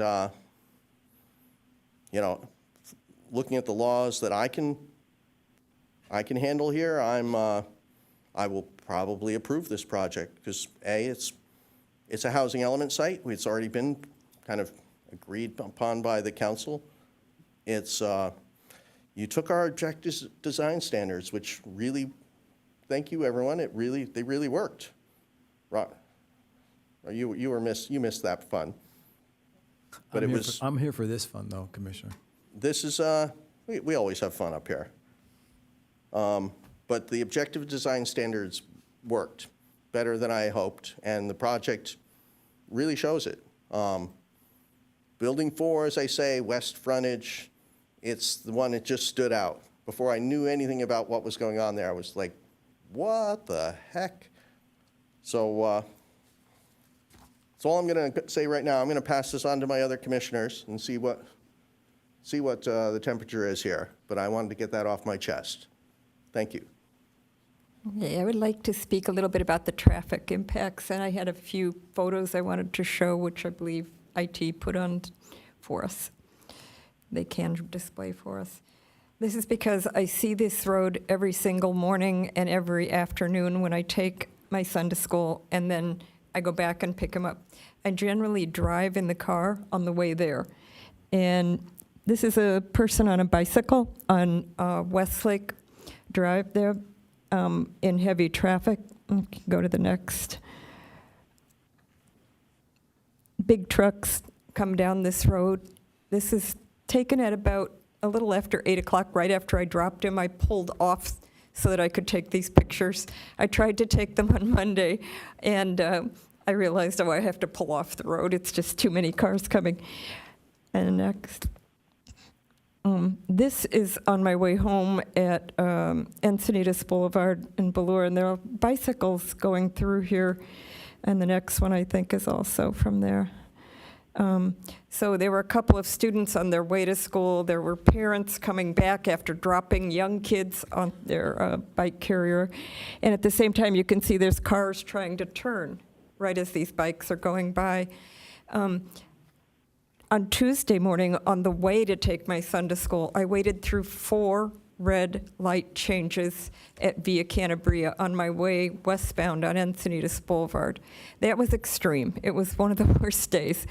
But, you know, I wasn't too happy about it. What happens is that people are stacking to make a left turn on Ballure as they're westbound on Encinitas Boulevard. And so they cross over and block traffic, and so you can't go. And so then the light changes, and you still can't go, and then it changes again, and then so that's what's happening. This is going in the other direction. On my way back home, it's just as bad. The traffic stacks, and it's in my opinion, safety is the #1 priority for anybody who's a designer or an engineer. Safety, life safety issues are our #1 priority. So to see these kids on bikes and to see all these cars on Westlake and on Ballure here as a result of rush hour, and I don't think we're dealing with it properly in a way that's safe. And so that's why I brought these. Did you have the video that I sent also?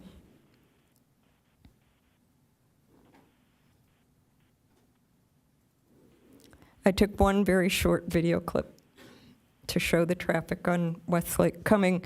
It's cut through traffic. It is southbound. It crosses from Quail Garden Drive and goes and stacks, and you can't get out of driveways on Westlake here because the cars are stacked so tightly. And they're also coming northbound the other way. But this, you can see how bad the stacking is, and this is every single morning.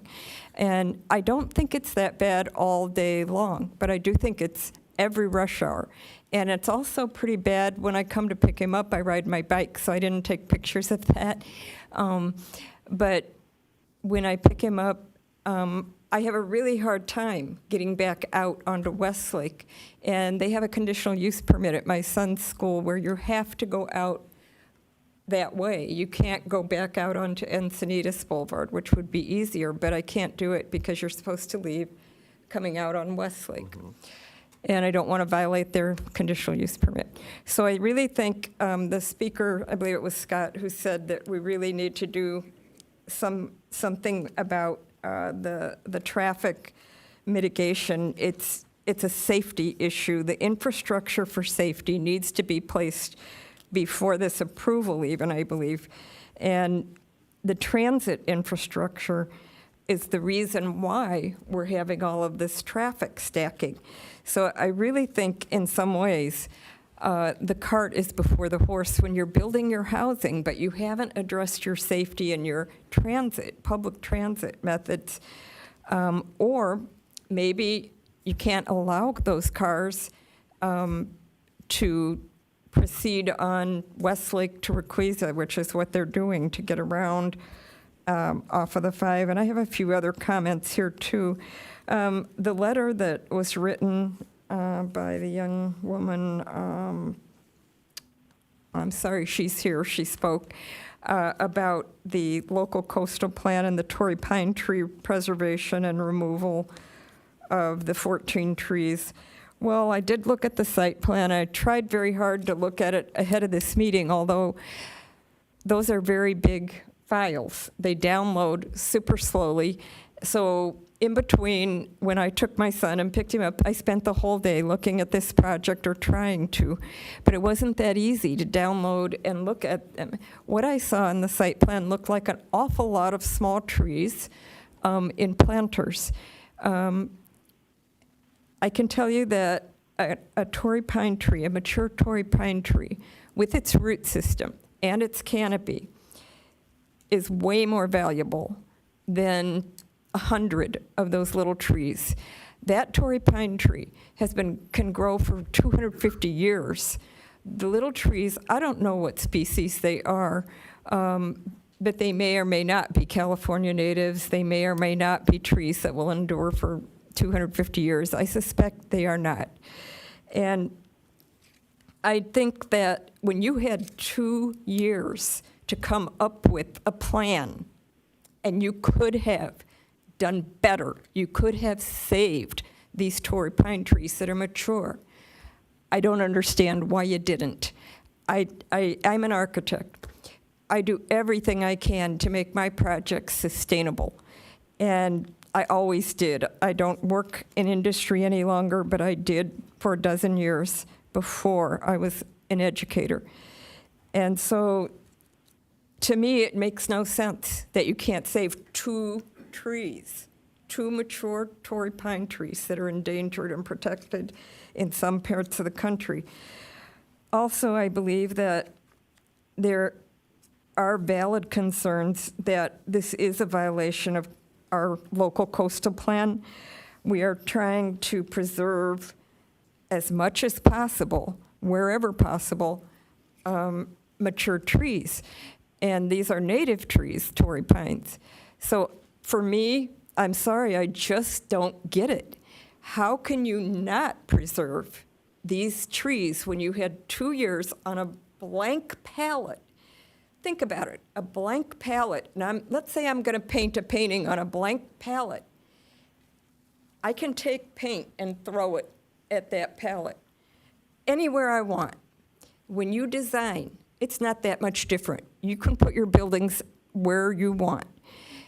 The fact that they're trying to maximize profit is understandable, but at the expense of our coastal protections and wildlife habitat and wetlands areas, to me, is not acceptable.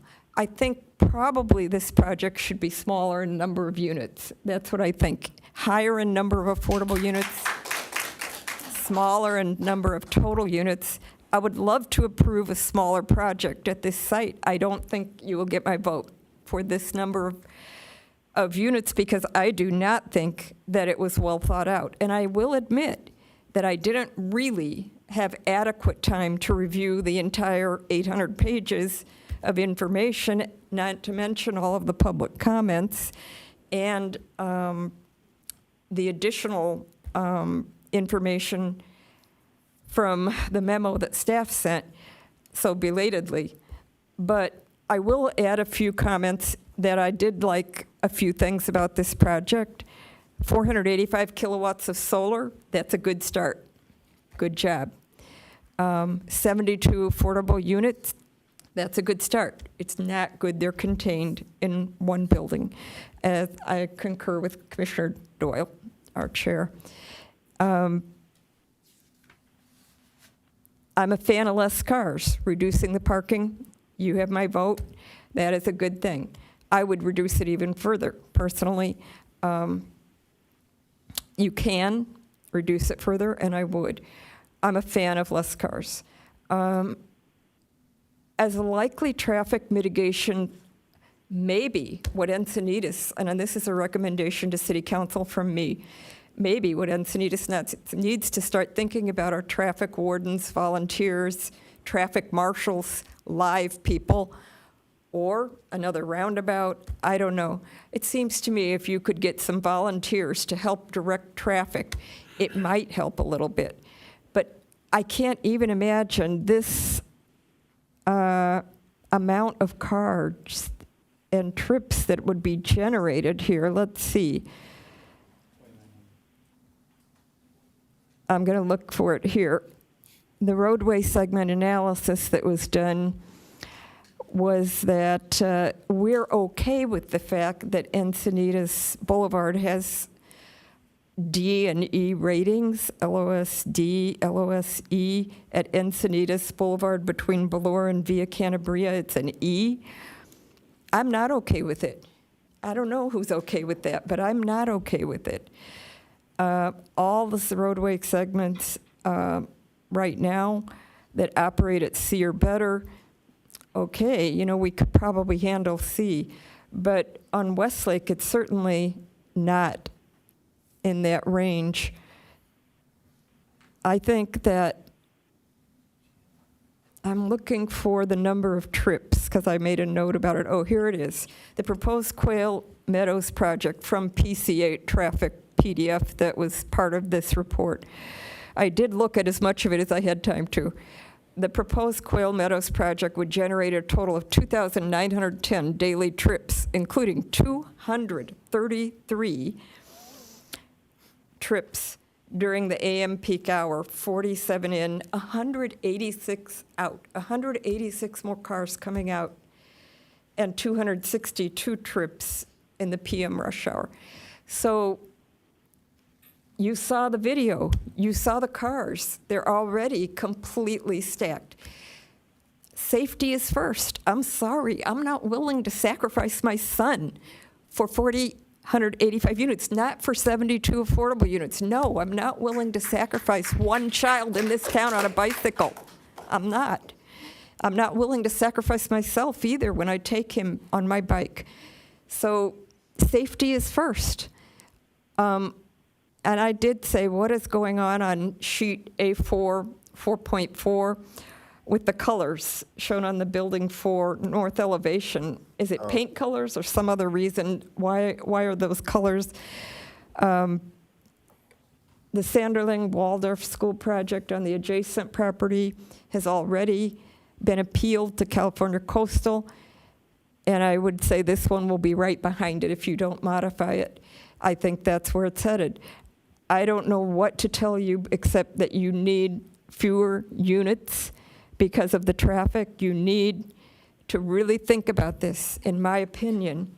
The density bonus is one thing, but use by right isn't really exempt from CEQA if you're violating the local coastal plan, and I believe you are with the removal of mature Torrey pine trees because you had 2 years to figure out how to save those 2 trees. I don't understand it, how you could go so far wrong. I'm just going to make sure I didn't miss anything else. The Hamilton Biological Report, explained about some of this information about the coastal, but I believe that anytime we have a substantial memo, which I believe this was because of the nature of multiple changes on a very complex, very large project, I believe we need 72-hour noticing of the public so that the public can actually review that, and our commissioners as well. So I'm a little bit upset, and I'm sorry if I got a little bit emotional, but safety's number one, and this project, no matter how much affordable housing it adds, we have other options that do not destroy wildlife in this town. We are working on other options on the El Camino Real corridor, and I think that we need to work in areas where we have already got existing density and existing hard cover. Okay, I'm going to stop. Thank you, Susan. Mr. Chair, if I may, so I want to preserve the record. So there is a number of items that were added to the record as far as the facts. So I think it is appropriate to allow the developer to indicate whether there are any facts that were presented that were, if you believe them to be true, then that's fine. But if there are any statements of fact that were added to the record that you disagree with, this is your opportunity to respond. Well, just, I mean, you saw a new video, and then we heard some additional introduction of facts. So because this is a public hearing, it's responsible that you have the opportunity to respond. And It's a legal requirement. That's the reason that I do this. I think we want a dialogue here. I'm open to public comment. How many? Just to the extent, so all that I'm asking is that you heard additional facts, and I just would like, to the extent that any facts that should be corrected, that we have correct facts on them. Yeah. We disagree with some of the things said. We do have some constraints on the site, including the SDG&E undergrounding of the 69 kV line, which is in the area of the slope that is on where those Torrey pines are. So, we can take, one of them for sure cannot stay to facilitate the design and the street grading and everything we have to have for SDG&E. The other we can look at again and see if we can maintain it. As far as the traffic, the things brought up, the project has been studied from a traffic engineer, and that traffic study has been reviewed by the city. It meets the requirements of the Encinitas code. We are proposing mitigation to help with the intersection operation, along with the Sunshine Gardens project, which was given some of the same. So there are things that are proposed in the project to address these concerns. As I said in my opening, we want to be a part of the further conversation. We think that what was brought up last night and approved unanimously by council to look at the infrastructure needs and opportunities in this area is a good thing, and we want to be a part of that conversation and are willing to be a part of that conversation because this is a project that us and our partner companies are going to be in for the future. So we want this to be a quality project. We understand the concern about unit counts. It is interesting to go from nothing in an area to this number. It is a large project. I believe it is the largest in the Encinitas housing element update. I believe it's going to be the largest that you'll probably have in any subsequent update, just because land in Encinitas is very rare, and to have this type of size together doesn't happen all that often. We did look at the aesthetics of the project, and we really tried to stick with the code. Chair Doyle, we were in a lot of the conversations with you back when that code was being written about what we could do and how we can make these seem more at scale, and we've hit that. We did say that we will improve Building 4. That is an oversight on our part, and we will correct that. So that's kind of the statement of facts that I think need to be clarified. Thank you.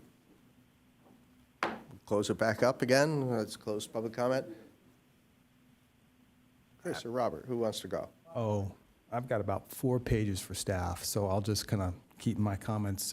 Thank you, Commissioner Sherrod and Commissioner Doyle, for some very poignant comments and very insightful thoughts. I appreciate you and your thoughts and your professionalism.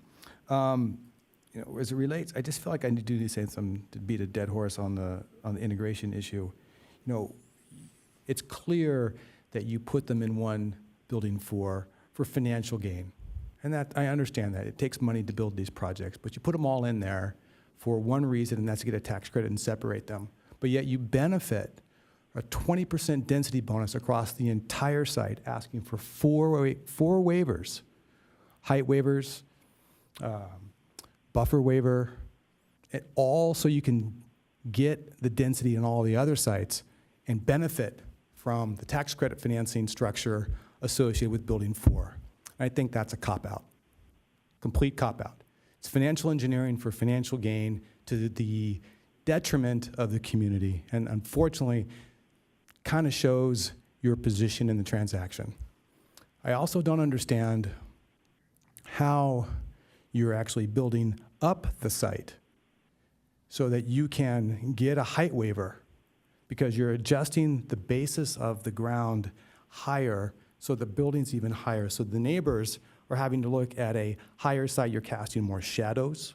I don't understand why you can't use the existing grade. Dig a deeper hole. I know, it's a lot more expensive. $45,000 a stall for parking to go deeper, maybe even 50 now.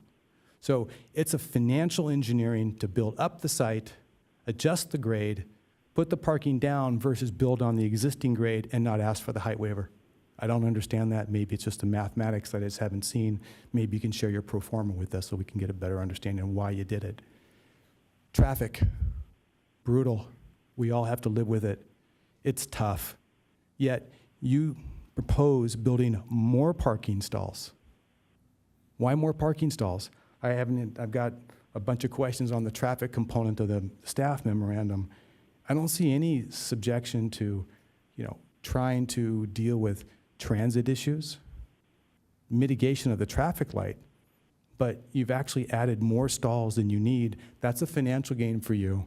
I understand that. That pays for the project, that pays for the rents. But you're adding more cars than you need to. We're trying to take cars off the street, add more bikes. I don't see that happening. I don't see it being accessible and having encouragement on your behalf to have people drive fewer miles, take the bus down to the train. I don't see anything like that in the plan. But yet, all we're doing is adding more cars, and you say, put a decel lane in, take a car off the road so they can drive fast. Well, there's speed limits. We're taking the decel lane off the road. Maybe someone can explain to me that it's safer or not safer to have the decel lane. I'm open to that conversation. None of your drawings had bike lanes. None of your drawings had crosswalks. How are we supposed to understand how people are going to cross Quail Gardens Road to get to the other side? You saw kids going to school on bikes. You saw other pictures. You saw people last night at City Council showing pictures of people on bikes so scared that they're driving on the sidewalks. These are legitimate concerns that we have as a community. I understand the density laws, but we have an understanding of we've got to protect our communities and make sure that people can get to and from and get past your project without getting hit. And I think there's traffic mobility commissions, and there's now the city council's concerned about the flow. All the neighbors are conflown. The HOAs are concerned about it. We're talking 2,900 cars, and we're already at a level F. But yet, there doesn't seem to be any consensus on how to fix level F. We just seem to be saying, oh, it's level F. Oh, well, nothing we can do about it. Let's just go ahead and build the project. And that's just not good enough. I think we as citizens deserve better from our staff. We deserve better from our engineering. We deserve better from our developers. And we deserve better of ourselves to make sure that we have the safety associated with these projects. They're going to come, but how are we going to make sure that they're safe for everybody? And I can go on for a while, but I think those are the most important things I need to say. Thank you. Thank you, Robert. Chris? Yes, sure. I'll go. So I am going to beat the dead horse as well regarding the single building for the low-income housing. I grew up in Chicago, so I'm also familiar with failed housing projects and how it looks and how it makes a community feel when you put all low-income people in one place and segregate them from the rest of the community. And so I don't like that. And as Kevin said, we might not be able to control that here today, but I do think that down the road, that's going to be an issue for this project when the Coastal Commission gets it. And I don't think, they did make the project on La Costa move their 4 units and disperse them throughout the subdivision. So I think that's going to happen here too. I don't think that that will fly in the long run. So I do understand that changing the way the building looks on the outside, but I think that it's a deeper problem than just changing the color of a building or changing the materials on the outside of the structure. So when I talked to staff about this at my briefing, that was one of the things we talked about. And we talked about how don't think there's a legal basis for us to deny the project based on that one building being low income, but it does, I think all of us, I think it does upset all of us and a lot of members of the community too, placing all of those in one building. As to traffic, traffic is very near and dear to me as a resident of Leucadia. In addition to all of these projects on Quail Gardens and Encinitas Boulevard, the northwest part of the community of Leucadia also has a very high percentage of density bonus projects. And so we're dealing in our area too with La Costa, Vulcan. So I'm very much familiar with traffic issues and the approving of projects before we have the infrastructure to support the additional number of cars that have to use the roads. We are yet, though, constrained because of density bonus laws. And for me, it's very important to make decisions based on what I think we can do legally. And even though I might have emotional feelings about things, I recognize that we do work within the constraints of the law from Sacramento, and we need to follow the law when we make decisions. So even though we don't like projects, we don't like certain aspects about them, if we, that can't necessarily be the basis for us denying a project. So, I mean, I would be all for, and the city of Encinitas to figure out all of its traffic issues, to mitigate traffic issues, to do the work on the roadways, put in the roundabouts, and do all of that work first before we start approving density bonus projects. But that's not where we are. And so I don't think we're going to be able to do that. I think we have to come to the decisions as they come to us in time. And hopefully the city can catch up. I don't think that legally we can deny projects based on some of these things, some of these traffic issues. But I do think city council, and based on the meeting last night and other meetings I've had, I do think that the public is coming forward, and I do think the traffic issues in Encinitas are kind of coming to the forefront now within the city. So I'm hopeful, I'm still hoping for my roundabout on Leucadia. I'm hopeful that we can get there with the traffic.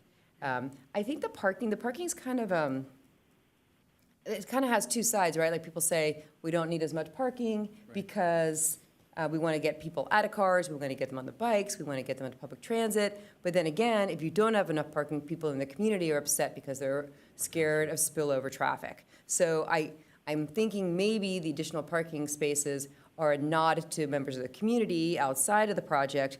We're going to overpark this thing underground so there's not spillover into the neighboring communities. So that would be my, I think it's a trade-off, and I think that might be what they're doing here with kind of over parking it underground.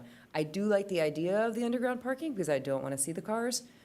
So I do like underground parking, and I don't have a problem with, I understand Bob's points about changing the grade, but I don't really have a problem with the 5 stories because 2 are underground and it doesn't fit the definition of a basement.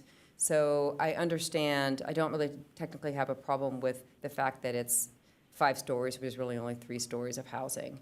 The same with the height. Spent some time with Anna on the phone, and she explained to me where the measurement is for the height as well. So I do understand the height issue. So those, I don't have a problem there with that waiver either. So I don't know. I mean, it is what it is at this point. Would there be things I would want to change? Obviously, yes. Are there things I would want to change regarding traffic? Obviously, yes. But we're here with this particular project in front of us. Commissioner Doyle, I've got a ton of questions on the biology report, Okay. traffic report, noise report, some of the different things that, I read as much as I could. When's the best time to address those specific issues? I'd say if we're working that deep, I don't know. It's up to you. No, we're here for the long haul. This is the biggest project I've ever seen, at least Okay. here in Encinitas. I think the best thing to do, is it possible to pull up the staff report on the main screen there, Andrew? Because basically, as staff report has addressed these one by one, I think perhaps this would be the time to address this. So.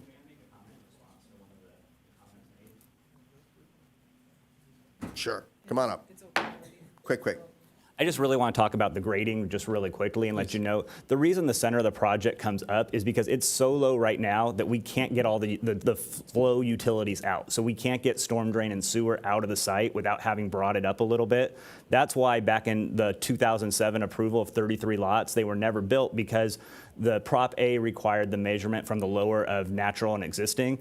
We had to bring that up so that sewer would literally flow out of the site, or else it would have sat there and storm drain as well. When we did that, the houses could only be about 7 feet tall. So just because it's a different product type didn't mean that we couldn't not bring that up. We had to bring it up so that we can get stuff going out, because it's not cost effective for us to bring it up to dig down. I mean, it's more cost effective if we can stay as close to natural grade as possible. But on this one, whether this is a single family of 33 units or 52 units or this, the center of that site had to come up some because of the drainage and utility issues there. Can I engage in a comment? Yeah. Okay. Well, Run with it. the site is the site. So you are altering the site for economic benefit. If I buy a site that has a puddle on it or it has a wetland in it, I can't assume that I'm just going to fill in the wetland. You're making the presumption that, oh, it's low, I'm going to cut and fill. Oh, and if I do cut and fill, I can build 150 apartment units on it. So that's kind of the site that you have. And you knew it, you own it. So what you're doing is altering the terrain for economic benefit. And I'm saying, God, you kind of own the site. It kind of is what it is. And you're saying, no, I know what it is, and I want to make it different. And when I make it different, I can put more units on it. I understand. And the R30 zoning, though, did have very specific criteria for this situation in how you do grade, and we did stick with that R30 criteria for handling that grading. All right, so my issue's with the R30 zone, Yeah, not you. Okay. Yeah, understood. absolutely. So Okay. thank you very much. Thank you. And it's, honestly, it's similar to the Seaside Gardens project, where I think they didn't qualify as a basement either, did they? They did? They did not. They did not. But basically, they built it and then they buried the parking structure. And so this mimics that in a lot of ways. It's, kind of stinks to lose our hole, but I mean, honestly, I've walked along there numerous times and never really looked down other than in the last week or so. Well, as the biology report, it stinks to be the gnatcatcher or the Bell's Viero who's Yeah. lost their hole. So there are some impacts associated with the adjustments of the property. I think let's have discussions about this. What's the top one? I have a question about the gnatcatcher, because it was my understanding that there might be timing issues with the construction to address some of the issues. Is that I correct? think Andrew might be the best one to, or perhaps someone else back there. Hi. Hi, Nick Kodafides, senior planner here. So there is a requirement, a mitigation measure, that there's a biological monitor during breeding season. So there are also surveys that are required 72 hours before any construction would take place. In the event that any gnatcatchers were nesting during that time, there would be a buffer that would have to be agreed upon by the wildlife agencies and the city. That can be anywhere from 200 to 500 feet. And they would not be able to do anything there until it was cleared with weekly surveys. I've been pretty satisfied with our city staff monitoring this, because this gnatcatchers come up at every project. There's a lot of wildlife, that especially seasonal nesting birds, they come and go. And while we have approved projects, with potential impacts. We've got staff who's been monitoring this, and had they been not doing a good job, we would have known more about it by now. Seems like a little Pollyanna thinking on my own part, but, you know, I feel we've had a pretty good run for the last several years on this. I don't think we've had any major disasters. Susan, you're also dialed in on this. I have a comment about one of the letters that was sent to us, and it's a question probably for the Are we on the same attorney. theme, or you want to wait until we get to the theme Not on too? this particular, yeah. So it's a different issue? Different theme. Let's come back to it, just because I think Robert's brought up a good Right. point, and he's got a lot of notes. And let's get to the bottom of things. Go, Robert, take it. So in Take a run at the 800-page report, section, policy comment 3.2, do you want to bring up the report for me?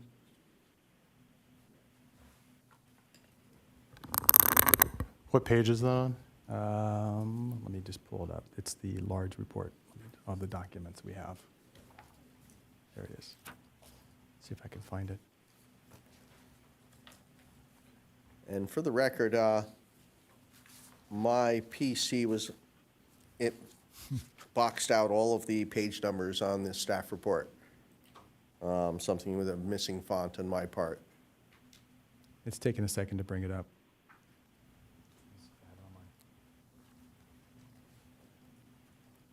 I think my question is, under the general plan section, policy number 3.2, does the site density at 359 base units conform to the current policy? Yes, it does. No, I didn't, because it won't come up. It's on the screen though now. Yeah, but what do you need? I need a periscope to see it. Yeah, I can zoom in. So let's just get the technology figured out here. Next question there is, does the additional 72 units also conform? Yes, they do as well. What is the policy of ratio of open space to floor area? Is there such a policy, and does this property conform? There is a policy, open space versus FAR. Open spaces per units. It's 1 to 200 or whatever, per the units, whatever. And then open space overall for the site actually exceeds it. I believe it was 97,000 required, and it's like 105,000 overall for the site, square feet. And do the balconies considered open space? They do, that's part of that percentage. Which is per the municipal code. I'm learning every day. Down to 6.5 policy, under the general plan section, policy reference 6.5. I don't see any reference to the proposed Waldorf school to the east. Was the Waldorf school's impact considered as part of this application? I don't believe so, but you mean Sanderling? There's a Sanderling School to the north that also is under appeal through the Coastal Commission. We did analyze the adjacent Sunshine Garden site. Why wouldn't the Sanderling School have been included in your analysis? It's been applied for and it's under appeal, so we all know it's going to possibly happen. Would there be any contingencies associated with the analysis by staff, knowing that there could be a school there? We did overall. There actually was a condition of the Sanderling School, so it was actually pedestrian access and ADA access.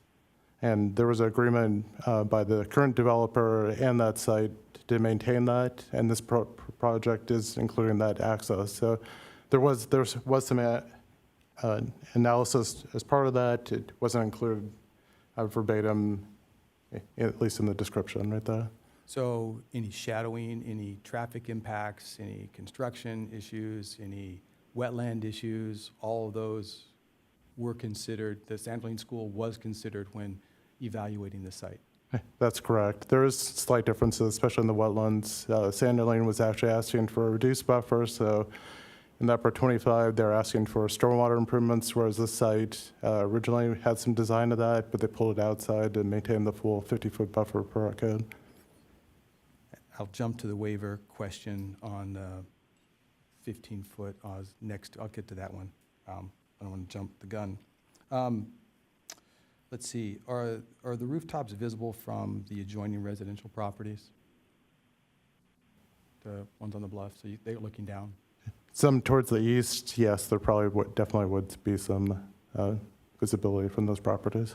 I didn't see any drawings, maybe I didn't see them, of the rooftops. I think I saw it. Were there any, so I can get a visual of what Mr. Hardman was going to be looking at?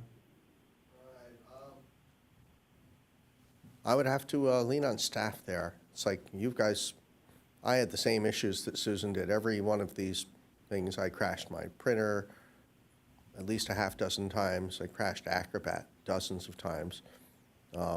So the plans are rough. Do we have a roof plan amongst our, I'm not sure if that'd be architectural or civil. There is a roof plan. If you want to give me just a second, I can bring that up. There's no rendering, but there is a roof plan. Okay, well, what I'm trying to get an idea of, Commissioner Sherrod mentioned that there's solar panels on top. It's going to be great that they're reducing greenhouse gases, but sure would like to know what the neighbors are looking at. I know there's lots of different textures and slopes, but we've got a lot of people, I think that's something. Right, it's not invisible to all. It's Correct. not just looking at the edges. People are going to be looking down at this thing. I do want to just clarify that the solar panels aren't shown in the discretionary plans, which typically aren't with the conceptual drawings. Usually we analyze those actually through the building construction permit process. So at this stage, other than the fact that they've done the calculations, we don't know what they're going to look like or where they're going to go. For solar panels also aren't subject to design review either. Oh, they're not? They're not per state code. Learning every day. Are they subject to, I know several towns have issues with how the angles of the light, I'm thinking of is the sunset light going to hit these panels and reflect up and blind, hit the houses up the hill like an ant in a magnifying glass? I'd have to review the building code, but I'm not aware of at least that requirement from the building code. Okay. There is no planning code though. So right now, it's the actual roof. We know what the outer edges of the roof will look like. We don't know anything really about what's happening in the middle. Is that correct? Correct, at least in terms of the solar panel component of it. And what about the HVAC? Do we have any idea what the HVAC is going to look like on the roof for the neighbors? It's got to be shielded. That's conditioned, but. Well, when you're shielding But it from shields- from the ground up, now we've got neighbors from the top down. It would need to be fully shielded per our standards, so we would evaluate that as well through the building permit process. It's good to know. So is the height waiver request made to accommodate any physical plant? Sorry, what was the end of that Is the question? height waiver request, I think you showed a map, and they were in the south side, I think, where the height waivers were, but were the height waivers specific to accommodating any physical plant on the roof?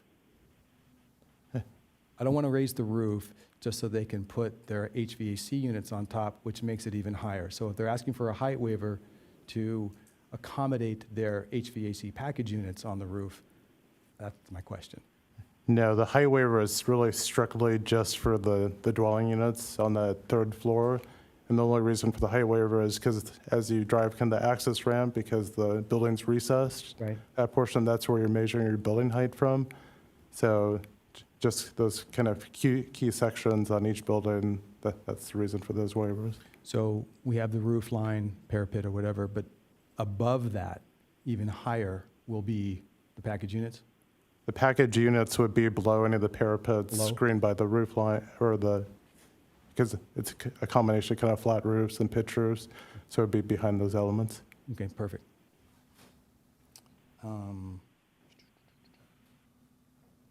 What would the height limit be for the site if they didn't have the density bonus? Well, It depends because it's R30, so it doesn't have to do density bonus. It'd be still subject to the R30 standard. So it's a 35-foot height limitation for flat roofs, 39 for pitched roofs. There's also a 5-foot allowance above the 39 for mechanical equipment, which includes screening as well. There's so- also kind of staircase allowances as well. All right, so now I'm confused. A moment ago, you said that the height calculation includes the HVAC units, and yet, did you just say that it's the 35-foot height limit plus the other 5 feet for the package unit? So is it really 40 feet? No, so what I stated just now was actually the height limitations, but the actual design of the building is tucked behind kind of the roof lines as shown kind of on the elevations. Okay.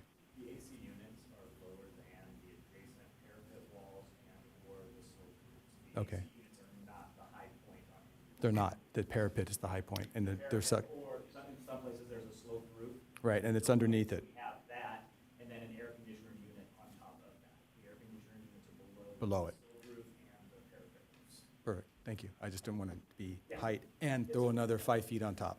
Just, All of our height It's very confusing, the It way is. that the city sorry. does things in terms of height. Yeah. And I think not only do they allow you to go beyond that height with your mechanical equipment and screening of the mechanical equipment and projections such as a stair tower Right. apparatus structure, but they also let you go below it. Apparently, they allow you to excavate. And so then you're looking at, instead of excavated grade, are we measuring from natural grade, former natural grade, I Right. guess we would say. I think it's extremely confusing. I would like more time to look at this project. I would like to continue this project until we have more time to really look at it. If I may, the R30 zone are the only zones that measure height from the finished grade. So it's not from the lower of natural or finished. These are the Right. only sites in which they are from the finished grades that you see on the plans. well, I'm just kind of because of the density bonus, there's 4 waivers that they're requesting, and one of them happens to be the height. So it's really trying to dig down, try to figure out the complicated, all these little nuances of what the measurement really is, because we're looking at a, 4+ story building, well, 30x feet on the street, high massing, and they're asking for density bonus waivers to approve it. So that's probably why I'm kind of going a little deep here, but Excuse me, Anna, I didn't quite catch what you said. Did you say that the height calculation varies by zone?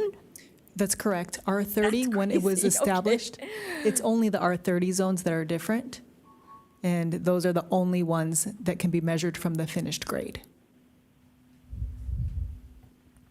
I can keep going, Thanks. but Commissioner Sherrod did bring up an important point, and I just want to make sure that the rest of the commission has a chance to respond to that, which was her suggestion that we have some more time. I don't know, do I stop asking questions, or do you want to take that as a point of I discussion?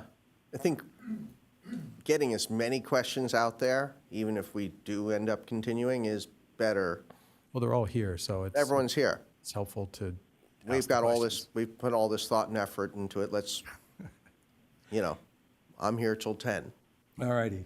I am considering taking a break at 8:30. I got a feeling it's been a couple hours. What's the temperature of the room?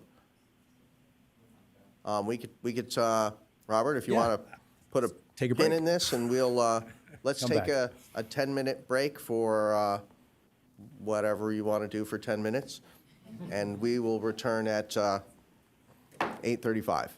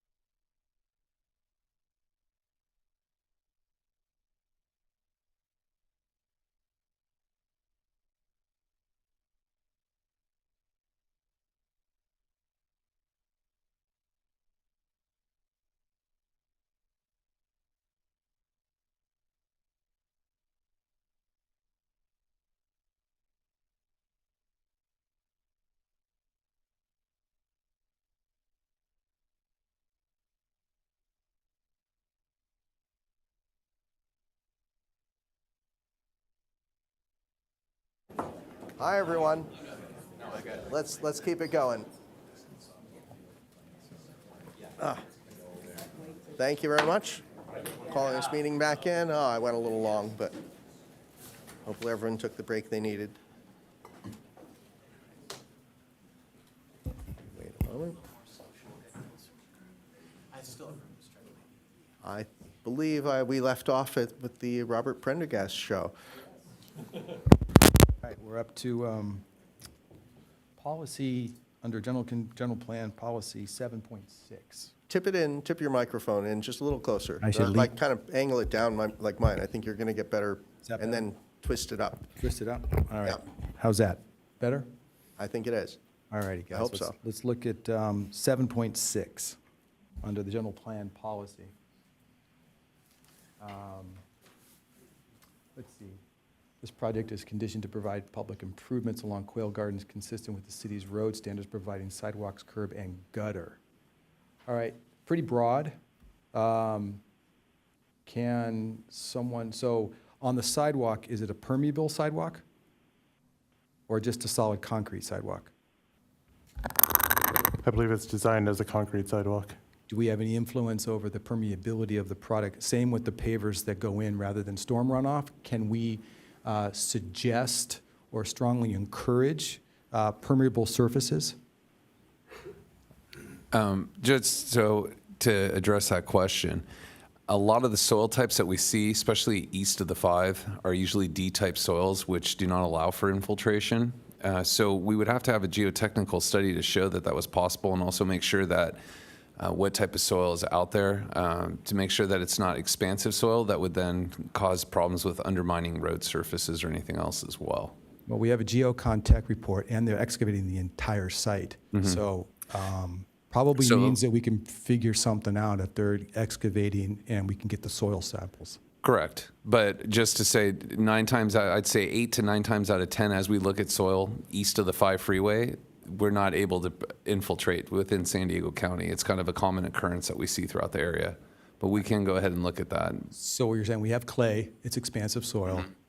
Then you would not want to infiltrate. You would not want to infiltrate to native in that case. But we have a grading plan, so we know what the soil is going to look like when they're done. We know the compaction of the soil when they're done. So why can't we suggest that when they get the soil compaction test, we figure out what it is and try to keep the water on site versus runoff, which means a permeable surface for all pavers, all areas on site. Right. So again, we can look into that. The other aspect is, there's one thing I guess we talked to as well with the applicant, is the way they grade the sidewalk. So there is means to pitch a sidewalk into landscaped area to keep that runoff from going into the street section. That's an opportunity. That's minimal design as well. That's usually done in areas as such when permeability is not an option. So we're talking about building a swale? Or No swale. It's just instead of draining to a curb and gutter directly. But again, as I'm speaking, we have meandering sidewalks too, so we have runoff that should be going into those landscaped areas. Once you'll have a better infiltration rate going into the landscaped area than you would into native soil. So when we talk about things like permeable pavers as such, we would have a less utilization of infiltration than if we were able to actually drain it into landscaped area, which we are seeing a bit within the meandering sidewalks that are taking place along the frontage of the property. Okay, so it's actually, what you're saying is it's better to do a solid concrete, have it drain onto the site, and then capture it on the site than it would be to put a permeable paver or product on the ground. That's correct, because what will happen is water will go into that permeable paver and it will actually cease to permeate into that native soil, so it ceases to function the way we desire it to. Agreed, but we also know that there's no more native soil because they've basically graded the entire site. So the native soil comment I understand, but we don't have native soil anymore once they finish their grading. Right, and then the other issue at hand is once you've compacted that soil, you've even decreased the permeability that much more. I guess it goes to the grading plan. All right, but the bottom line is we can take care of some of the runoff. We can capture some of that by having it sloped properly. Is that a design permit issue, or how do we deal with that request? What's the specific request that you're asking? Do you drain the sidewalk so they slope onto the site and no water runs into the gutter? From what I'm hearing, that's the way the site is currently designed? Yes, so the sidewalk being within that meandering pattern that goes within the landscaped area, the sidewalk will drain into landscaped areas. and the I thought- landscaped areas do serve as a site design BMP. I thought I heard you say you could design the sidewalks. that- Okay, so okay, I'm yeah, so- asking that, is it designed? or Everything's can you designed do with it? a 2% crossfall, and because we have a separated, non-contiguous sidewalk to the curb, Right. any water that falls on the sidewalk has to run through landscaping area. And then in a larger storm, it would obviously overwhelm that and finally go out. The only place where it's not is at the curb, at the very Driveway corners cuts. where we have our handicap ramps. So those, because of grading, have to hit and go out. But everything else will run into some form of landscaping. Okay, so, thank you, and thank you. So the project includes, where were we?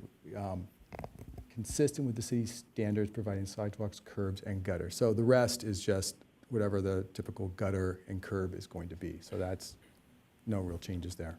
Okay. All right. Under housing policy, 3.9. Next one down. Let's see. What does it say? There it is. Oh, there you go. Project is conditioned to underground all existing proposed utilities. Oh, I think I leaned into this one on, does the landscaping plan conform to city requirements for trees and vegetation? So that's a little bit broader. But Commissioner Sherrod did talk about trees, and I think there was a tree plan, and I believe there was a ratio of 85% drought tolerant, but only 50% native. Is that, do you recall that section in the vegetation and landscaping plan? I could confirm, but typically we do 50% native. It's conditioned as part of the project. I could confirm that with the landscape plan. I recall reading 50% would be native, but I don't recall seeing if any of the native plants would be trees specifically. It's John Patterson, GMP, Landscape Architecture. It's a combination. Predominantly, the shrubs, the 50% of the shrubs are native, and then an additional 34% are low water use. So we have an aggregate of 84% low water use material throughout the site. Mixed in with that are some native trees as well as other indigenous trees. Don't go. Is that the 50% the city code? And that's the city minimum for the natives? That's in the design guidelines. Yeah, it just calls out 50%. It doesn't say minimum or maximum. Okay. The objective design standards, is there an opportunity to, I don't understand why there'd be a difference between drought tolerant, but only doing 50% native, I mean, versus Well, usually on the larger share. projects we're looking at, we see a list of names of types of plants that are being put in, including trees. On this particular project, I saw the listing of trees that were being removed, the types of trees, but I couldn't find, I didn't have enough time. As I said, I really think this needs to be continued because I really didn't have enough time to go through it and study everything. There There's is a lot of information with a complex project like this, and there are things about this project that I do find appealing in terms of adding affordable housing, in terms of the solar panels and bike parking and some of the other aspects, reduced parking requirements. But some things I wasn't even able to explore fully because I just didn't get enough time. And then when this came in from public comments, it came in that someone said that the project doesn't meet code section 65583.2I in parentheses. And I'm like, okay, I didn't have time to look up that code section. There are things that I just didn't have time to pursue with this. In regards to the 50% native landscaping, so this project was deemed submitted prior to the objective design standards being established. So that requirement is not subject to this project. However, they are proposing that, and the project is conditioned as such. And the way the design standard reads is that it's 50% in area. In area, okay. Well, thank you for doing that. And I think that landscaping plans detail the tree list, is that correct? Yeah, and the shrub list? Yeah, no, I've got it up here. Correct, that's fully detailed in there's a planting plan as part of the landscape set. Yeah, that's that document that was submitted. Well, my only suggestion there would be, hey, more natives, the better. Water's expensive, as you know, so the more natives you can do, the more birds and butterflies will show up, so try to do as many natives as possible. And I'm looking at condition L6. Yep. And it's not just native, it's southern native, which is something we fought for long and hard. Because, native, California's a big place. Yep. There's that drawing. Back to circulation, scrolling down, policy 1.3, traffic circulation. So it says see below. Am I supposed to be reviewing the entire traffic study for the see below? Because I didn't quite find where the next see below is. So there's a section actually directed to traffic. I can scroll down to it for you. Sure.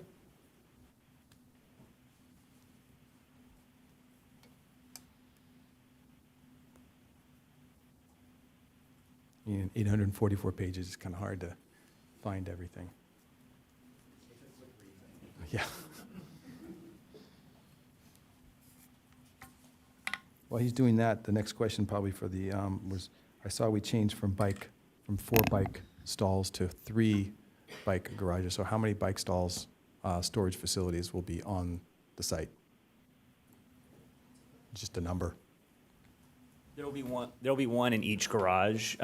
Buildings 3 and 4 share a single garage. They're both on top of it, but so that garage will have the bike facilities for both buildings. Makes sense. And how many total stalls are we looking for bike storage?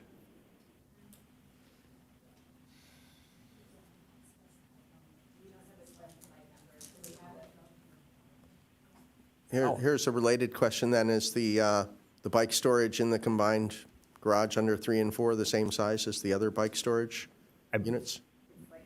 I believe it's slightly larger because it has more units on that podium. Okay. Again, that just brings up another equity issue. We're putting the low-income people with the low amenities, and that. No, we're not though. That we're not doing. We're saying that building has a larger bike storage than the other buildings because there are more units sharing that bike storage area. So the amenities for each of these, for no matter where you are the same. You have use of all amenities on the site. We have bike storage for everybody. Bike storage is something we like to provide because it just makes resident life easier. We want this to be a high-quality project where people like to live, and so those types of things are things that we like to provide. It's going to be like a key entry or this secure bike storage? Usually it's fobbed. Okay. So I would assume that, if you're in building 1, your fob opens the building 1 bike storage. You're not going over to building 3 and. That's an operational issue that I don't have an exact answer, but what our bike rooms normally look like is it's a room and it's got places for you to hang your bike on the wall or locks because people will still lock it because you've got 70 other households that will also have access to that at minimum. But bikes cost more than my car, a lot of them. Right? Yes. That's why your car broke. No, it's important because we were talking, you do mention under the next part of the circulation policy, number 4.14, trying to, quote, encourage alternative modes of transportation in the staff report. So knowing how many bikes, knowing how many people ride bikes in Encinitas, how many times we get people off cars, having enough bike storage is important. So just curious to know how many, please let us know. Also under policy housing 3.13, will dark sky provisions apply to this project? Or are they somehow excluded? They're excluded. That would be in the Levenheim area where it's subject to the dark skies. Also, I brought up the traffic section. Thank you. Oh, this might require more time. Yeah, that's probably a whole conversation about traffic. I get the daily trips. Yeah, this goes back to if the level of services are already DNF, and there's another 2,900 ADTs, peak, non-peak, what is the definition of the TSM, the traffic mitigation? Can staff define what they mean by TSM?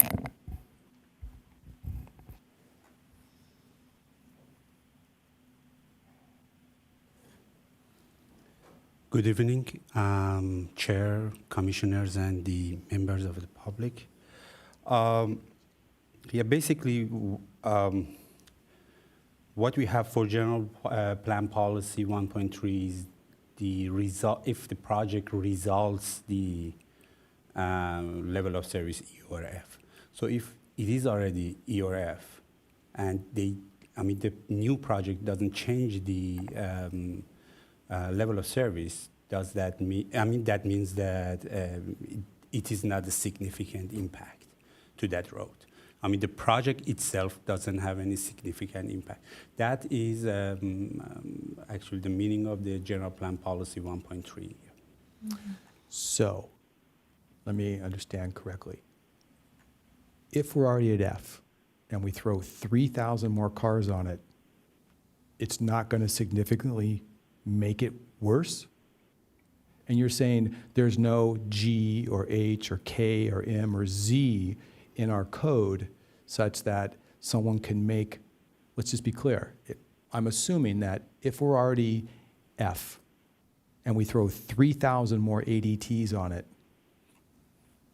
you're basically saying there's nothing we can do. So knock yourself out. Why don't you put 5,000 stalls or 5,000 ADTs on there, but make it 6. And there's no impact and there's no mitigation associated with those 2,910 ADTs. We're not asking for any? That's the meaning of the general plan policy 1.3. When it's already level of service F, and there will be more volume to that, and the delay will be more. For example, we have this here in this study. For example, Via Cantabria and Encinitas Boulevard already is in level of service F during the PM peak hour. Right. And with the project, it has 5 seconds more delay, but that doesn't mean that it has a significant impact. What's the impact associated with 2,900 units at the intersection of Encinitas Boulevard and Quail Gardens in Westlake? That is a significant impact. Okay, 5 seconds, 15 seconds, 30 seconds? No, that is not big. That was the previous, first of all, that's a CEQA term. So the delay, the additional delay that we have, cumulative projects, the future year analysis, those are the CEQA terms. So since this is a by right project and this is exempt from the CEQA, and the VMT analysis also is not required for this study, that's why actually that we only look at the general plan policy if that triggers the meaning of significant impact. So we don't look at the additional delay. We look at if the level of service goes worse, and if the level of service from D go to E or F.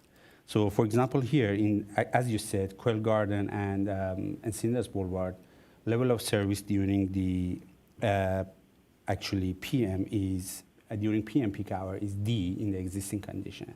And it will be E in the future, after this construction. This is a significant impact. But you're saying that by right, it doesn't really matter.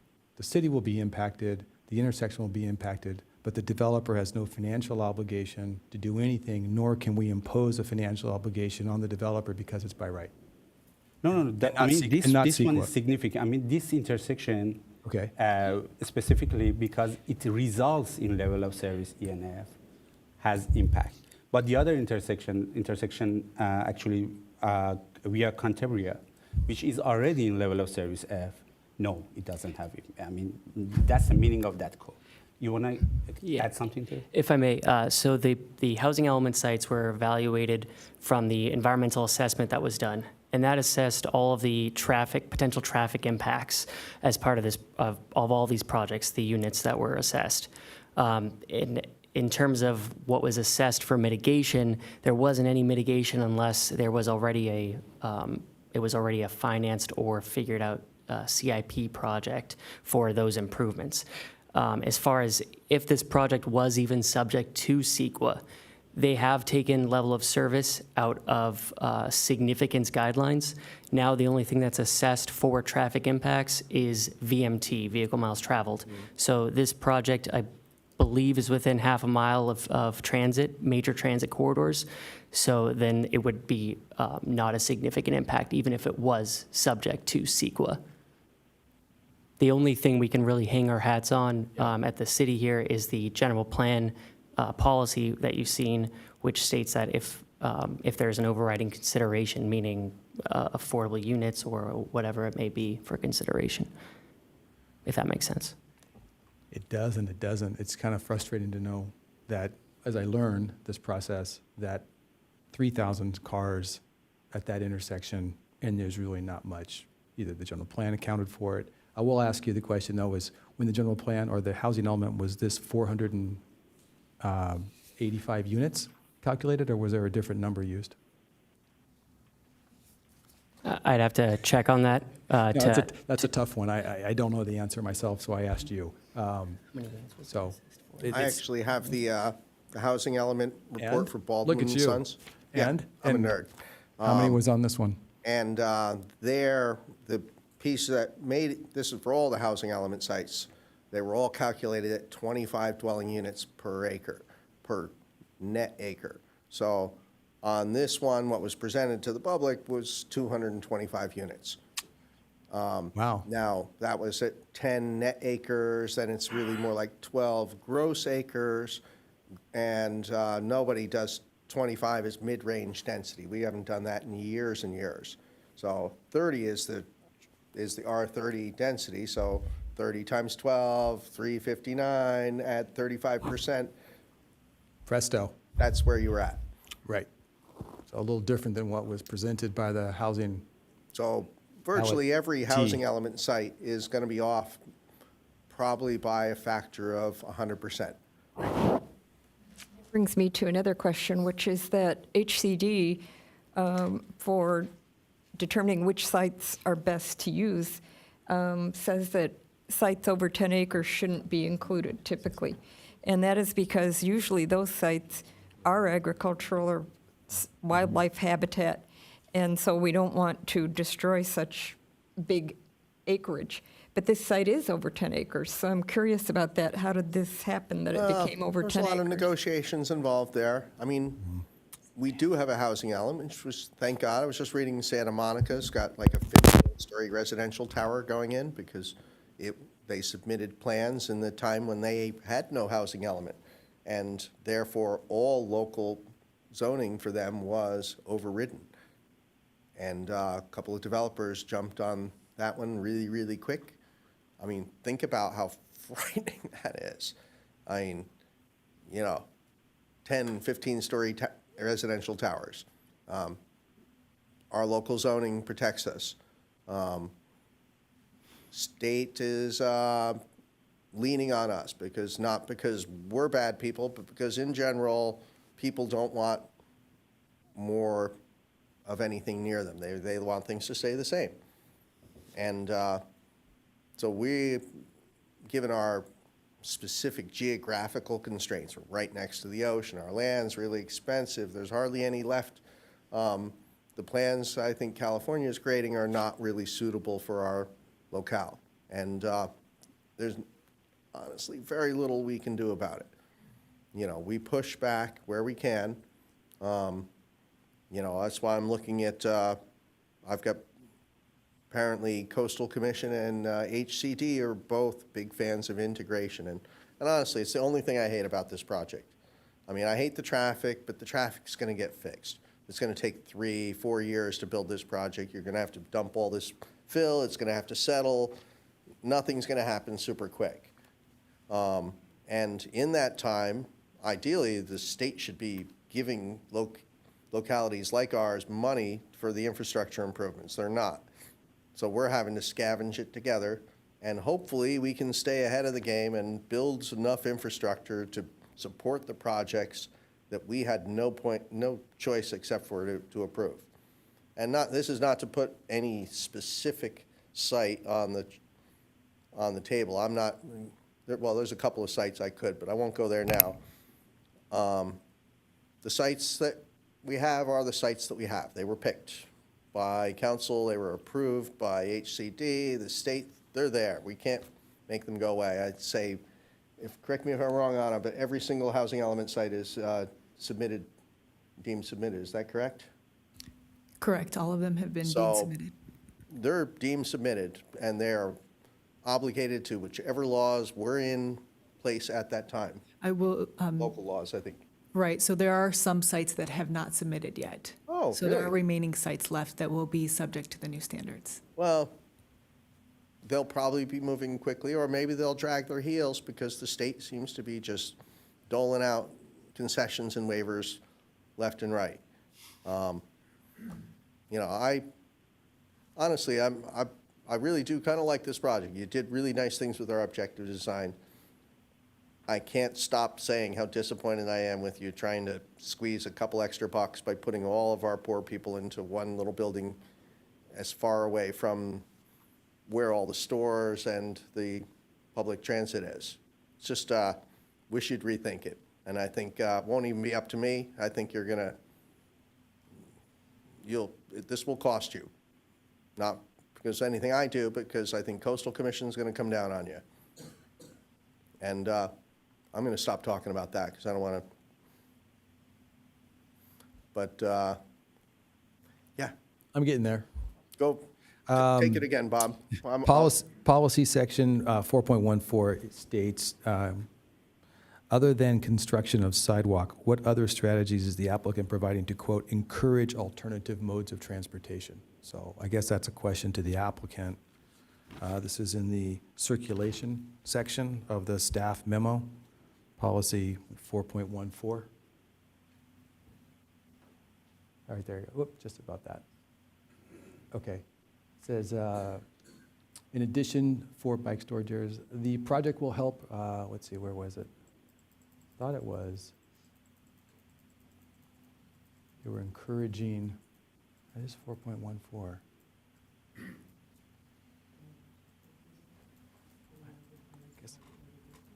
Yeah, I think maybe, is that there? Where feasible, dependence on private motor vehicles. So I guess, oh, where I missed it. So what are you doing to encourage the less of the dependence on motor vehicles per the stated goal? Like staff mentioned, one of the advantages of this site is its proximity to transit. We have a bus line right on Encinitas Boulevard there, and there's direct connection down to the Sprinter Station.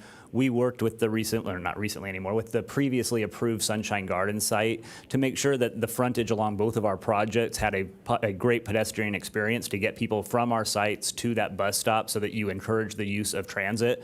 That in addition with the bike storage to encourage the use of bikes, give people a safe, clean, and protected space that they can keep their bikes in are the two ways that we've encouraged the multimodal transportation. Yes, sir. If I could just add to that, also, as I mentioned earlier with the Sanderling School, if that does move forward, they will provide an easement and access across their site to get to there. Whereas the reason for that was because Mays Hollow Lane is pretty narrow along that section to get back to the Sanderling site. So for safety purposes, they would have access across this site if it's developed. So help me out on Encinitas Boulevard. Go to the intersection of Encinitas Boulevard and Quail Gardens. Where is the bus stop on the westbound Encinitas Boulevard? Is it on the east side of the intersection or the south or the west side of the intersection? I believe it's on the east side of the intersection there. You can just pull up a. It's right in front of the Sunshine Gardens project. They have a bus stop along Encinitas Boulevard. So it's on the east side, so we're not having to cross the street to Quail Gardens to the west, then walk down to the corner. Correct. They would walk straight down Straight to down the the sidewalk. corner and then make a left. Got it. So you don't have to have a crosswalk. Correct. Got it. This is probably a question for staff. In their aerials, their drawings, they showed where is the traffic and mobility division or anybody talking about a crosswalk at that intersection, or has that been designed or discussed to get to the east side of, or the west side of Quail Gardens Road? You're talking about kind of the main entrance to the site directly across to Christian Court? Yeah, or anywhere along either the entrance on the southern end or the, I guess that's a fire access on the northern end. So we conditioned the project to actually submit the striping plan at this at the driveway to the satisfaction of the city traffic engineer. So this will be considered at that time for that crosswalk there. Okay. On the design, there were some comments about traffic earlier from one of the speakers. You're coming off of Encinitas Boulevard, you've turned north on Quail Gardens Road, and you're just now passing Sunshine Gardens before you turn into one of the turns into your project. What's the thought process between having an turn in there, and why would I go all the way to the front? That's an emergency. The first one that's adjacent to their property is emergency access only, so it's for fire.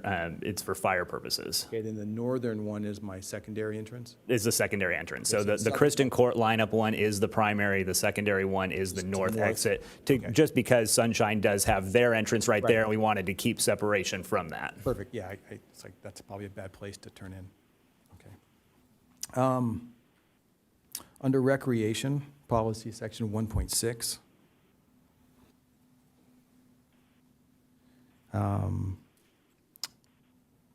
I think your statement says it's our stated city goal to policy to allow for public use. Is the applicant meeting the stated goal?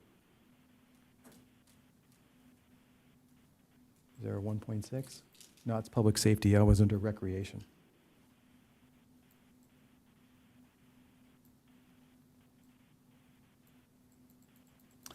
So our stated goal is to establish many parks and, play lots. The description is for the private use of the owners. So is their project meeting our stated policy of 1.6? It is. There's no requirement for them to do a public park on the private site or whatever for public use. So it's not meeting our stated goal.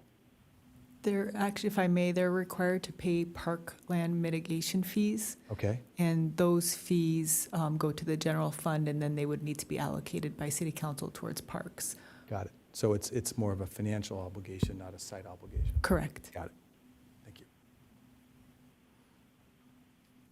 And those fees are calculated as part of the municipal code, the amount Correct, per unit. per unit?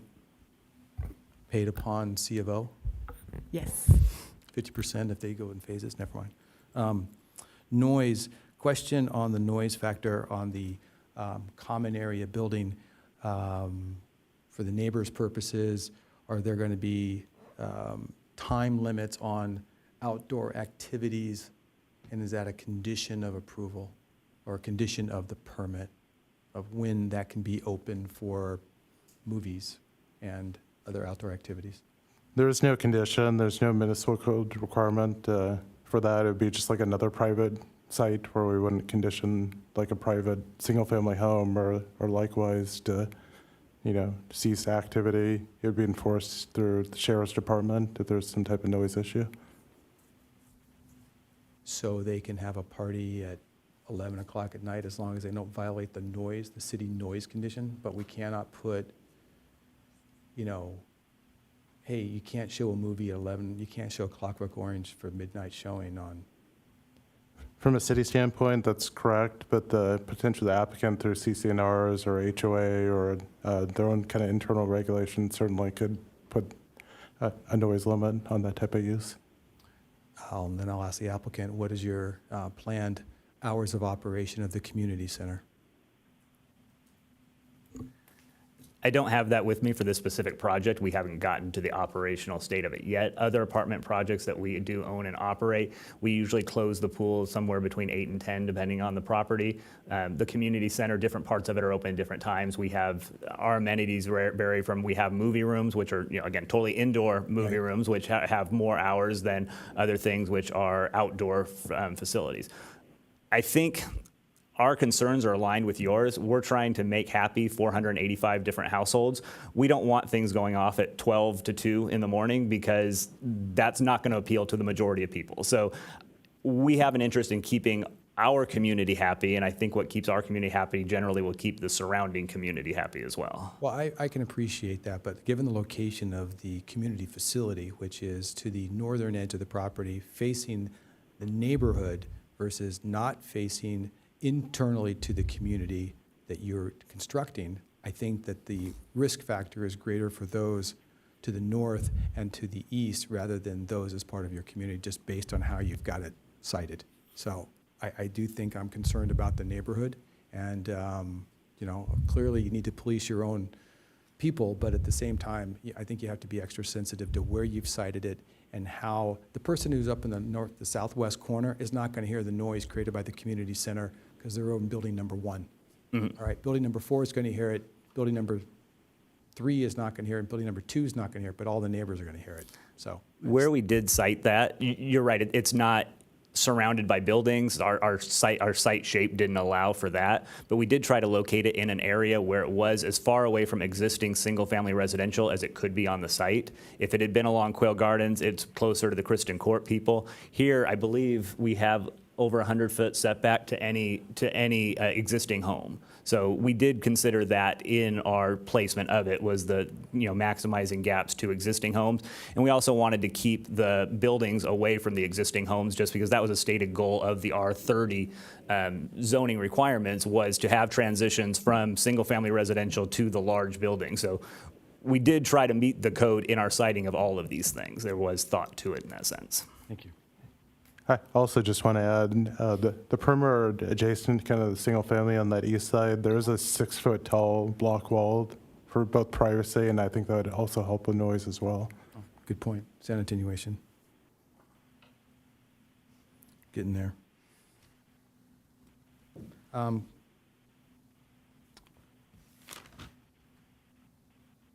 Is the biology addressed in this section?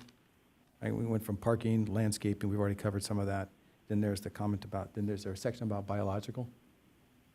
I can answer any questions you have, but there is a section. I was just trying to follow the memo, and I just wasn't sure if there was I think I wrote it down that there was a biological section. Is there one? Yeah, it's further down. I could scroll down to it for you. That's where I'm going with it, so I don't want to take away from somebody else. Not the actual report, but I thought it was in that 800-pager, your memo. There's a discussion of it. Oh, there is? Okay, good. Is that it right there? No, give me a second. Yeah. It indicates a long report, so. Yeah. Got to search.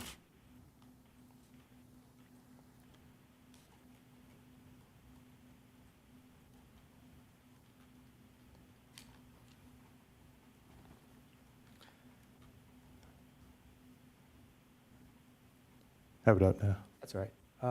All right, so biology.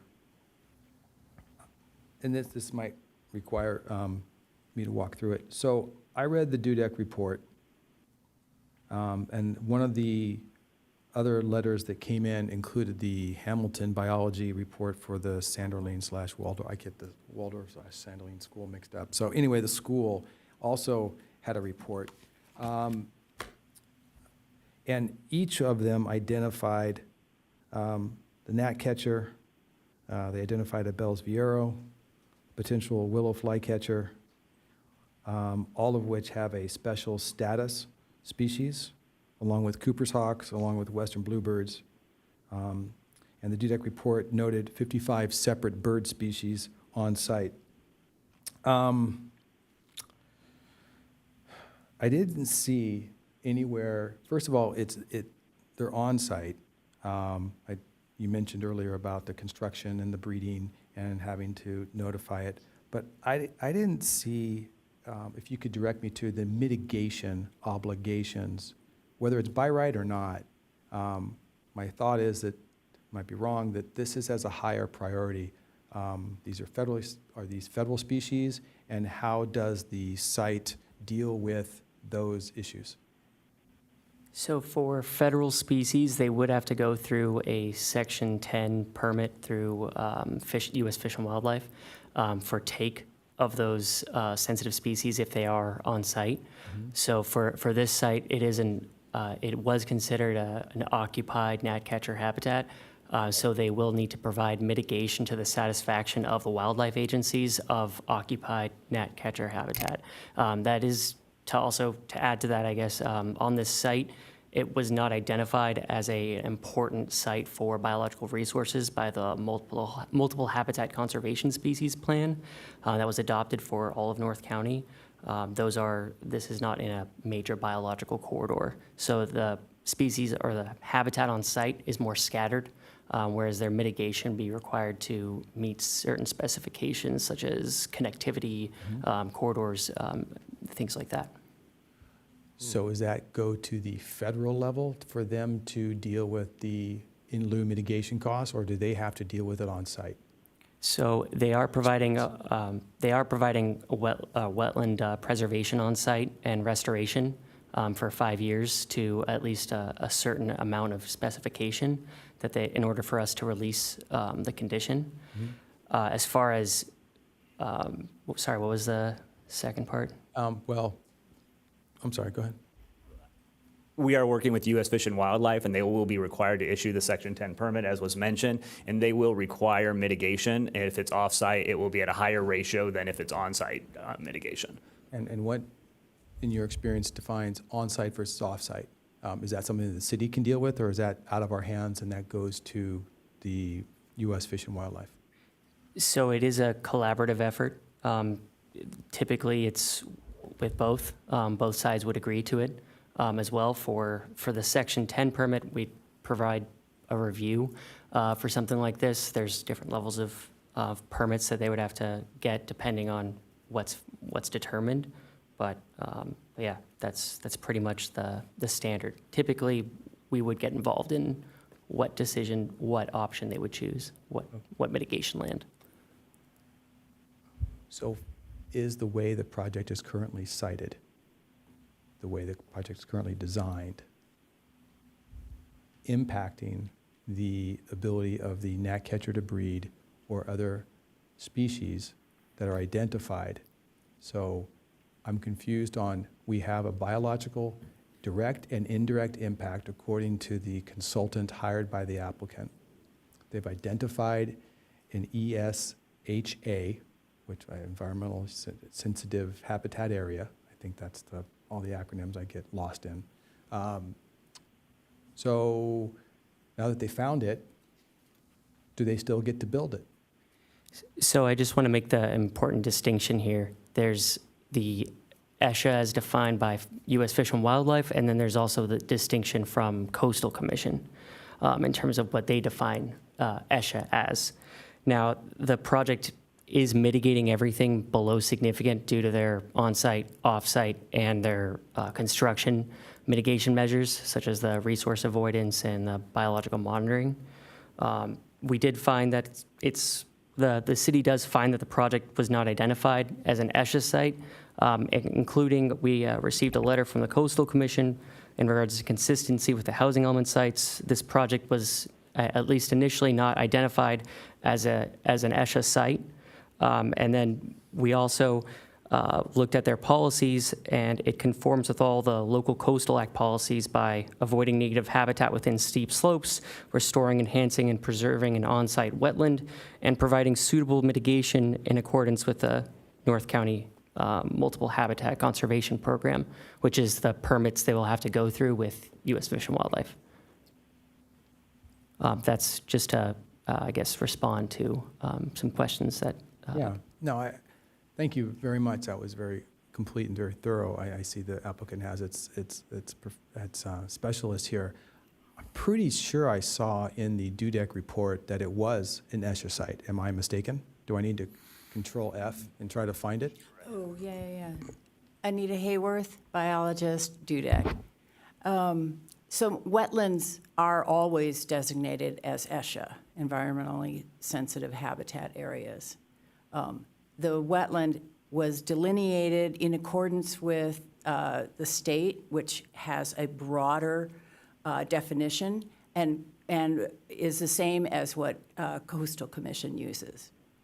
And then that line has a 50-foot buffer around it to protect the riparian habitat that's within that wetland. And that is a requirement of coastal as well. So you designed around the wetland with the buffer? Correct. And that is the mitigation?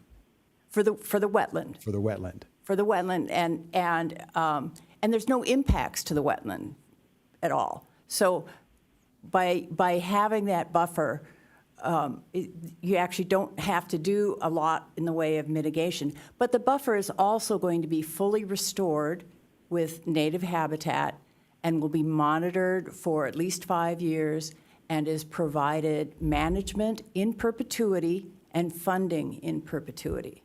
And that means forever. So it will be there forever. It will be well taken care of. There will be a land manager. It'll be monitored and reports provided to the city. So I'm confused between the 5-year obligation and the perpetuity obligation. So can you clarify who's managing it for 5 years and what's the difference between that and perpetuity? So there's a land manager that will take care of it for in perpetuity. Yes. And the 5 years is just monitoring the restoration. Once it's signed off, then it is fully managed in perpetuity. Okay. Governor Newsom has issued an executive order regarding 30 by 30 for the cities and the state to be very focused on urban connectivity. So we have found a gnat catcher in an urban location. The executive order, I'll ask the council, is not law, right? But yet he's issued an executive order that could, in fact, impact the connectability and the protection of these animals in this location. Could this be governed by that, and do we need to address that? It's a reach. I'm not familiar with that particular order, but orders of the governor are essentially, they are law unless they're contradictory to other, greater laws such as the statute or the Constitution. So I don't know if you're familiar with it, but I'm not familiar with that particular order that you're referring to. No, I'm not familiar with it, but in addition, as staff has noted, the multi-habitat conservation plan, which is designed to protect North County cities, did not designate this site as either a soft hardline or hardline preserve, or as a future preserve area. Is that before or after the gnat catcher was found? That's been quite a while, so it was before. Right, so we found a gnat catcher, and you're referencing a document that is pre-existing.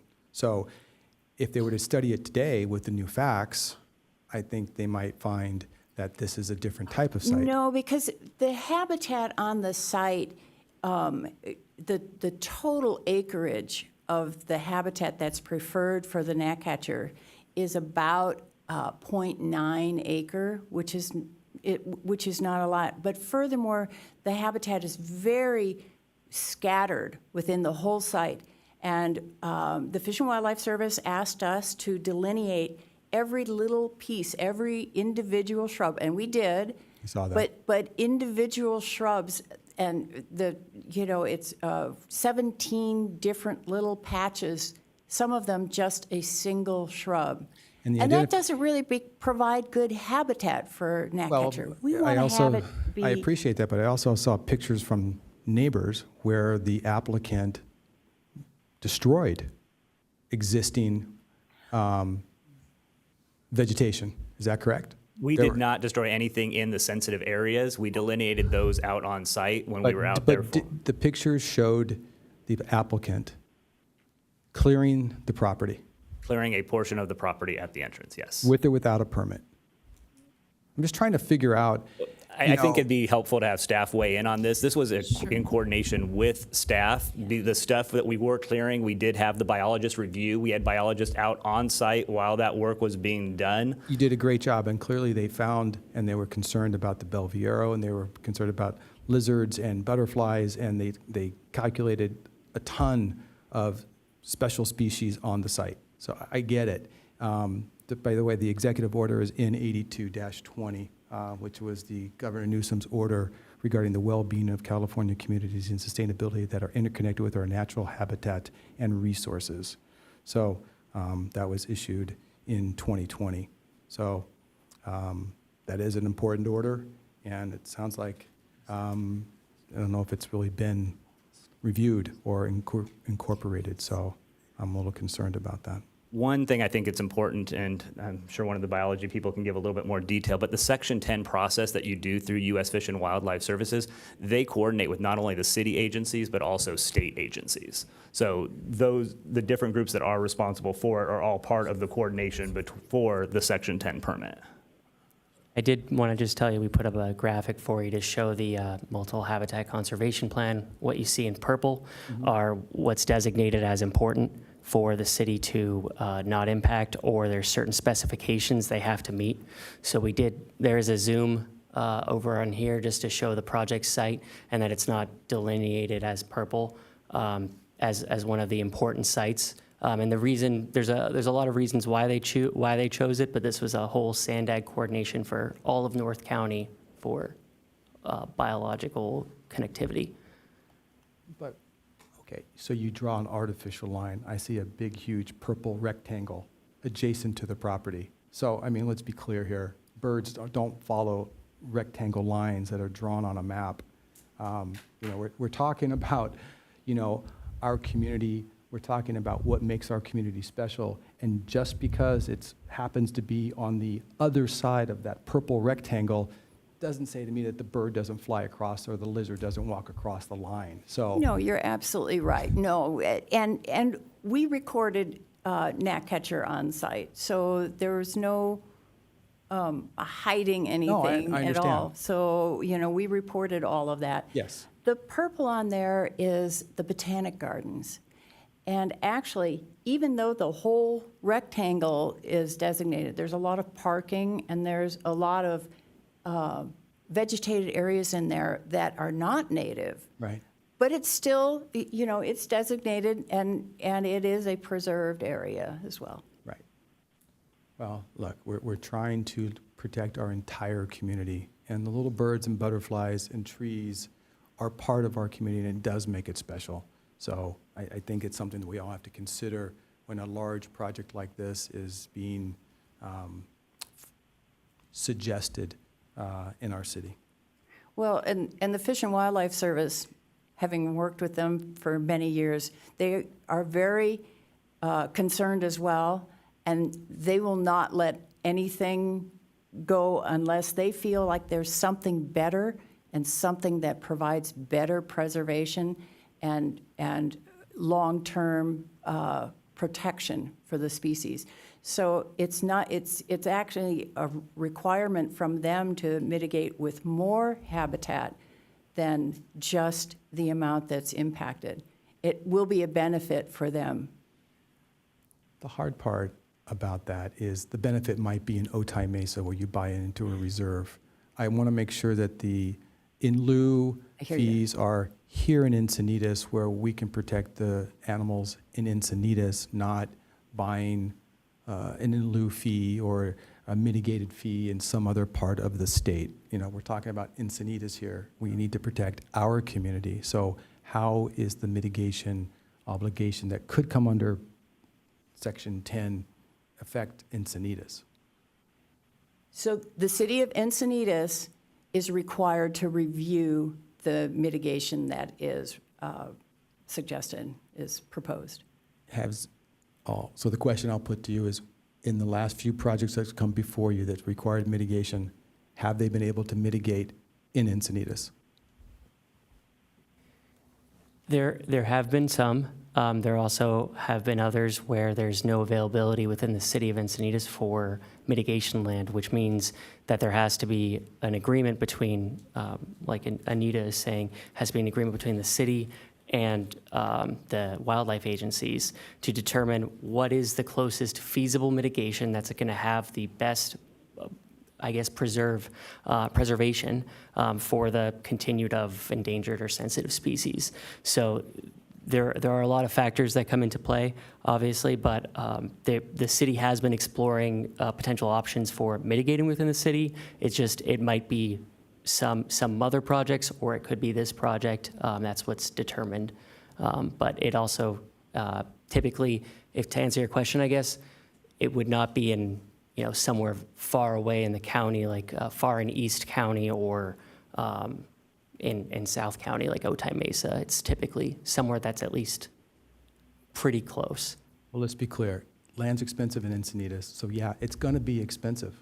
That's just the reality of it. So I really would strongly encourage staff to do the best they can to find locations in Encinitas. Yes, and the reality is that becomes a burden to the developer. Well, the developer is the one who's taken away the opportunity of the bird and the lizard and the butterfly and our community. So yeah, I get it. I would strongly encourage you to try to find as much local property as possible, regardless of the cost, because it's local. That is staff's intention, and that's what we do push consistently. No, I know. It's just, it's hard. And it's expensive, but that's the cost of doing business in Encinitas. So we all pay that cost. Thank you. Appreciate that. Very, very thoughtful. Almost done.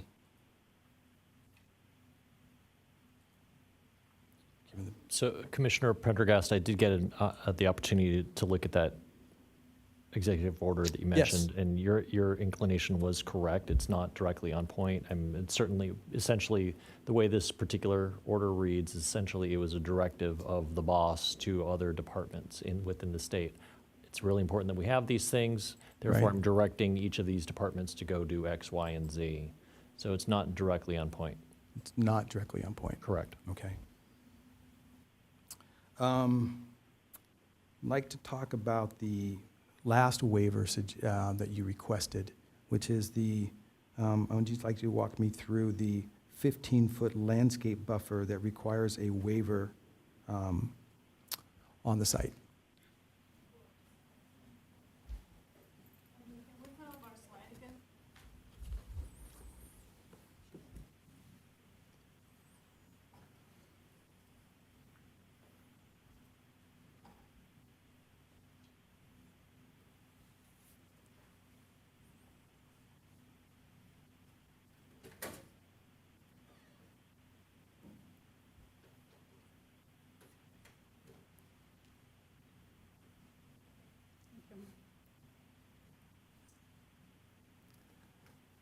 So the reason for this waiver is we needed to meet the city's requirement for a common usable open space.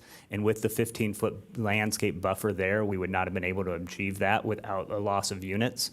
And the waivers are there to preserve the ability to get all of the units on the site. We located this area because, as the graphic shows, it's 100 feet from the closest residential there. And so this was the area where we decided to take that waiver. So am I to understand that you would be adversely impacted if you were not to receive this waiver? You would lose units, or would you just lose the pool? We would not be able to meet the open space requirement that is required by code per unit. Unless you build less units.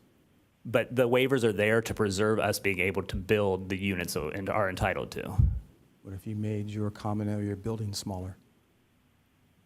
We are allowed to do this, and this is how we've decided to do it. We've got the certain amount of space that we wanted to provide in the building for the quality of the residents, and we believe that since this has a 100-foot setback, and because we don't have a building within that along the side of the pool there, that it was the optimum area for the waiver on the setback. Seems to me that you're adjusting the economic benefit to the park of the project, not so much to build units, but to make your amenity buildings satisfactory. The R30 has a requirement for open space. Right. And so we are providing that and for usable space for the residents. But if you made a smaller building, you would have more open space. We believe that building is what's necessary to be a viable project. And under Do state you density. have support for your other project that gives me a ratio of number of units to square footage that justifies the size of that common area? I'll say this is consistent with how we build apartment projects.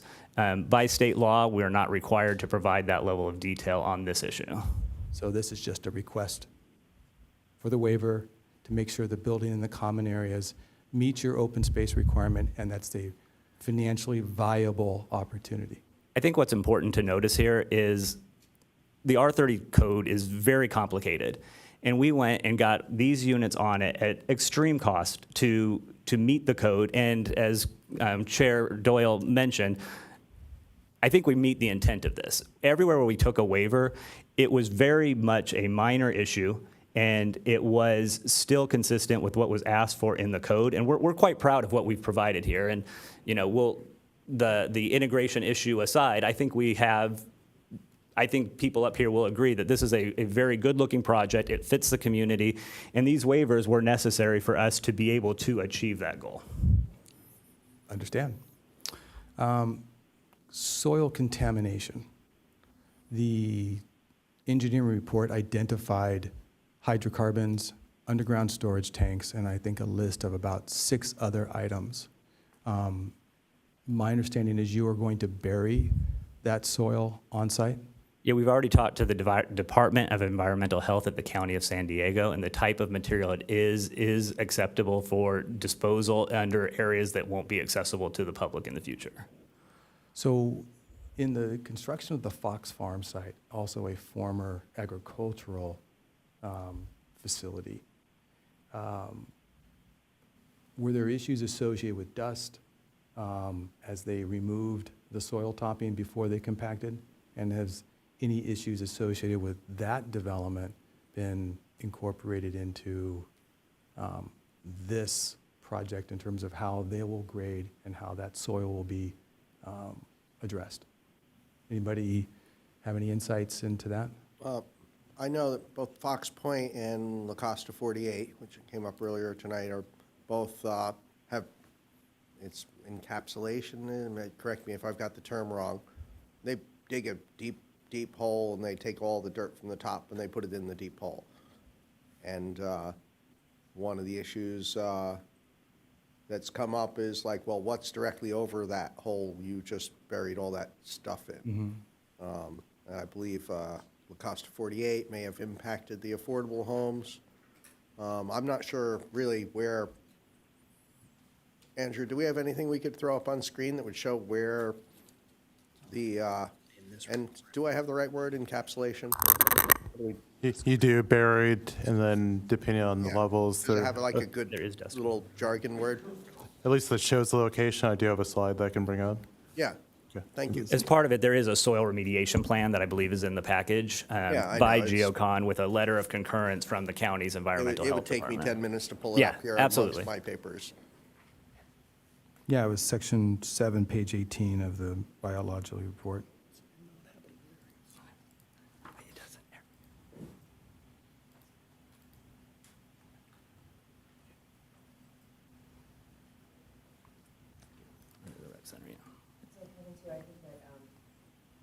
La Costa 48, the soil originally was under the affordable units, and Coastal Commission required moving it under the Okay. market rate. Usually it goes underneath like street, private street easements, that kind of thing. Right, but they did require the moving of it. Yep. But I remember how shocked I was when I found out. They're like, what? You know, I'm not sure I'd like to live on top of a house where they buried all the, I grew up in New Jersey, as I might have mentioned. And The garden, periodically, like, the garden state. periodically, 3 or 4 houses up the street would suddenly be gone. Not just the house, but like a complete little cube down going 15, 20 feet. Sinkhole. And they would cart it all the way, and because radon gas. And the theory was that the people directly next door were totally safe. But, you know, that was the 70s. It was a different time. I hope they've changed things there. I do want to just clarify, in City of Encinitas standards, they can't be buried under roads, so that is one kind of city Okay. requirement. And then they would have to follow any of the volunteer assistance program requirements too as well. So they cannot Where bury do it. they bury it? Right. So I believe it's proposed under the community building and adjacent to the pool. That they'll test for certain thresholds. If it meets certain thresholds, there's also vapor layers and other requirements. Yeah, so there's a step-by-step program identified in the remediation plan and approved by the county. It does talk about what can go under the recreation building. We are not proposing anything under any of the residential buildings, but then it does have, if it hits certain levels of certain materials, then that's not suitable under that material anyway. The stuff we've tested, which is highlighted in the yellow there, where the issue is, none of that is tested to be of the level that it can't go under the building, but if it is, then there would have to be a haul-off program put together. And the USTs were where? I'm sorry? Underground storage tanks were located where? Do you know? They were, I don't think we had USTs. You had, according to the, you had underground storage tanks. There were various levels of hydrocarbons, talked about the old hut that had the maintenance facility in it, so there would have been carbons from that. Right, so they were stored in above-ground areas, in containers in above-ground areas, in that region right there. What report would that have been in? Would that have been in your biology report?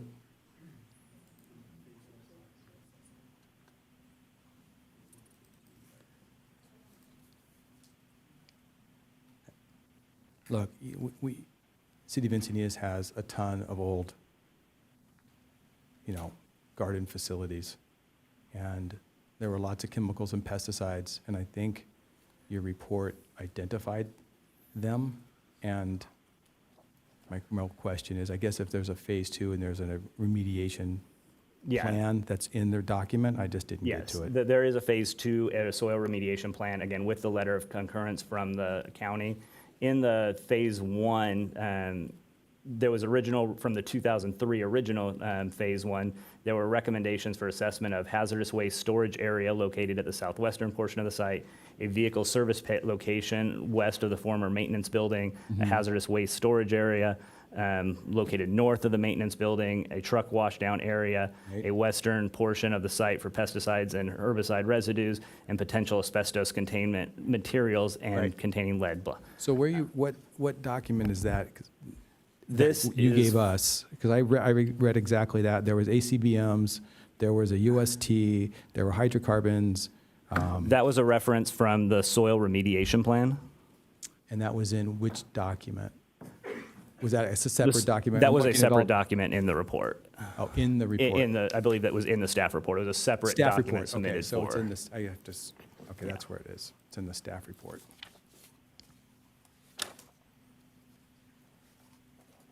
I believe it's referenced there, and it's also an attachment, I think, 17 of the staff reports. It's pretty far down. Right. I got down there. Soils, sand. All right. So I guess the bottom line is, you filed your plan, the county signed off on your plan. That's all it really requires is, some of it is going to be on-site, per the plan, and hopefully that the process of which you encapsulate it doesn't create a lot of dust like it did in another site where people were concerned. It's up the street. And I believe there is dust handling there are procedures for dust in the soil remediation plan, correct? Yeah, I think it's just sensitive to it because it happened recently, and neighbors and people were very concerned about it. So I guess it's just a sensitivity to that having just happened right up the street on at Fox Farm. Okay, thank you.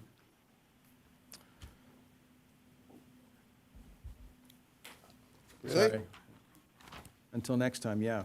I'm all tapped out. Well, that was impressive. Just another day at the office. Anyone else want to jump in? I've got a couple of housekeeping issues I'd like to step through here. The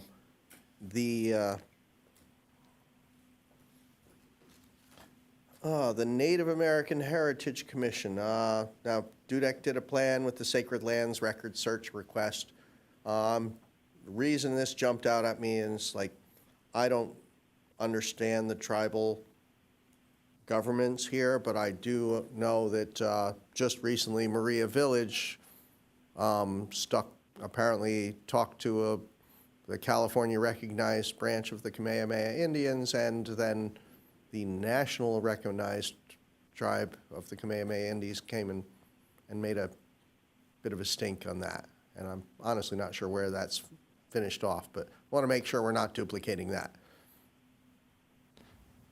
We're not, this process is slightly different. You have to have consultation with the tribes through AB 52 when you're doing an environmental document, so M&D, ND, or EIR. I saw you guys reached out to like 50 tribes, it seemed.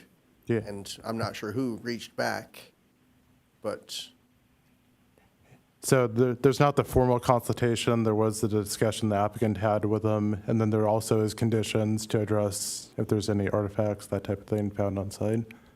But it's a slightly different process than Maria that's going through EIR, and then we've been dealing with the tribes through other projects as well currently. yeah, I didn't really think I had enough knowledge about this to really debate it much. I just wanted to make sure that persons who are involved in this know what the heck they're doing. We have a condition for monitoring during construction, and then part of the Section 10 permit that we will have to go through because of the gnatcatcher occupied habitat also has Native American consultation as part of, U.S. Fish and Wildlife does that as part of the Section 10 process. Just saying, we ran into troubles because a different project reached out to the California recognized tribe, which turned out to be not the correct tribe to have reached out to.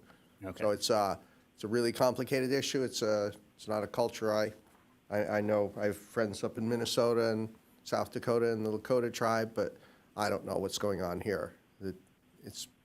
They were here a long time before us, and from what I've seen in your record, there's got to be, geez, how many? Hold on, I've already set that down. Yeah, it's not that. It's like 15 tribes of Kamehameha Indians. And I just want to make sure we're doing the right thing. And I'm not sure who can confirm that on me. Andrew, you're the man on the spot. I know it did reference, I believe, the Kumeyaay tribe, whatever. I think it's actually referenced in the cultural study. And that's the tribe that came out with Maria, and we've also had additional consultations and discussions with them, so. Yeah. They seem very, very active and proactive. They are, and we've had good discussions on other projects, so hopefully a good relationship moving forward too as well. Thank you. I believe it's the San Pasqual Band of Kumeyaay Indians that came to voice their concern on the other project. That's correct. And it was a surprise to all of us. Would like to discuss a little bit the affordable housing plan, which has some decision points in it concerning project phasing. And geez, Andrew, I got no page numbers on anything. Everything fritzes out. Even here on my screen, it fritzes out. So I get the 1, and then I lose all the following numbers. I can't be the only one this is happening to. It's happening on my screen right here. But affordable housing plan for Quail Meadows, you should be able to click to it. I think it's attachment PC 7. Hey, look it up. Affordable housing.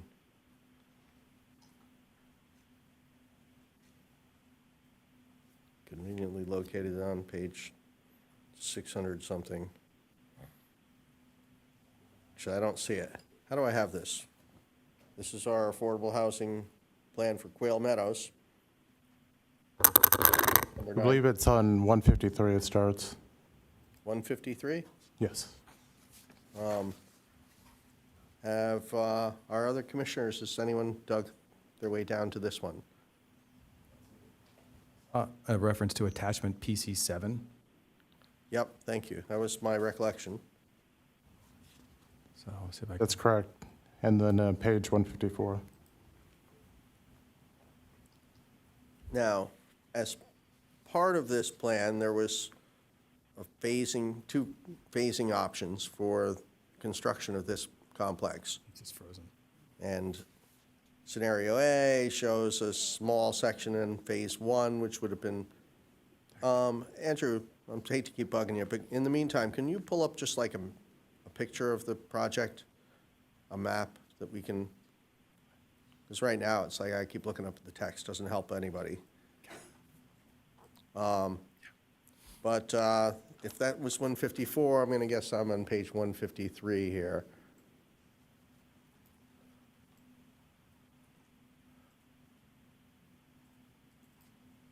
Yeah, I'm very close. No, I'm not close at all. I have no idea. Okay, maybe this is it? Yes. Just to confirm, we're at the density bonus application supplement. Number one is Yeah. project location, number two, project description. Then we get to project description characteristics. Yeah, so I'm looking at the online piece, it has no page numbers on it, but it appears to be at 171, 172, 173.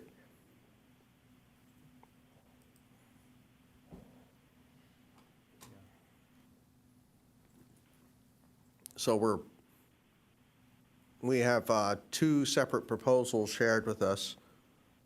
On one of them, on Part A, Phase 1 is that narrow, or the straight-in strip. It'll take the private road. It'll build building, which building is that? It would build Building 3 in Phase 1. It would build Building 4 in Phase 2, and then we'd follow up with the two southern phases. Now, I find myself pretty much unable,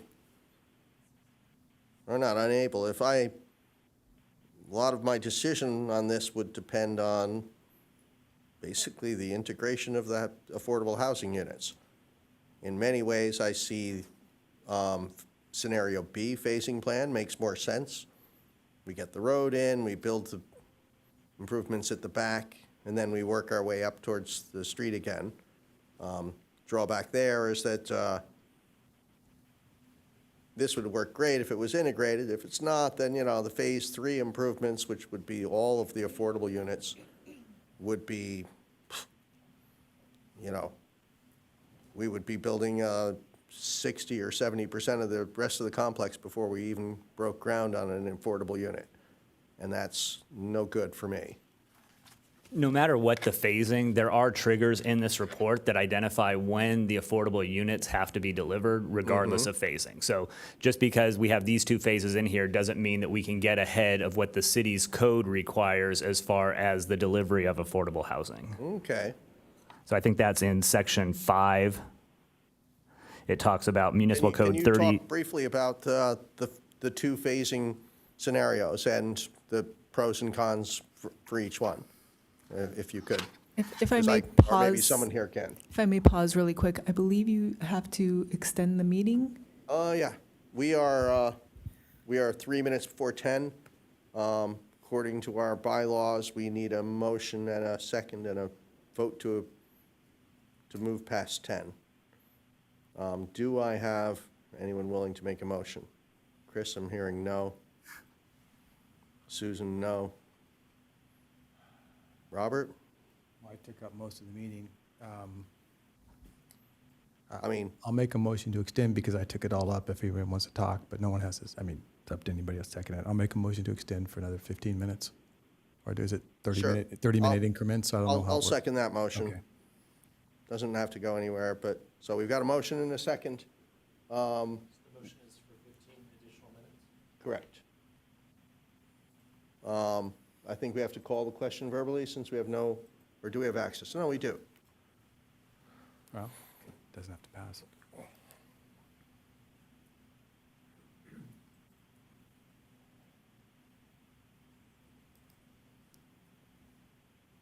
I voted yes.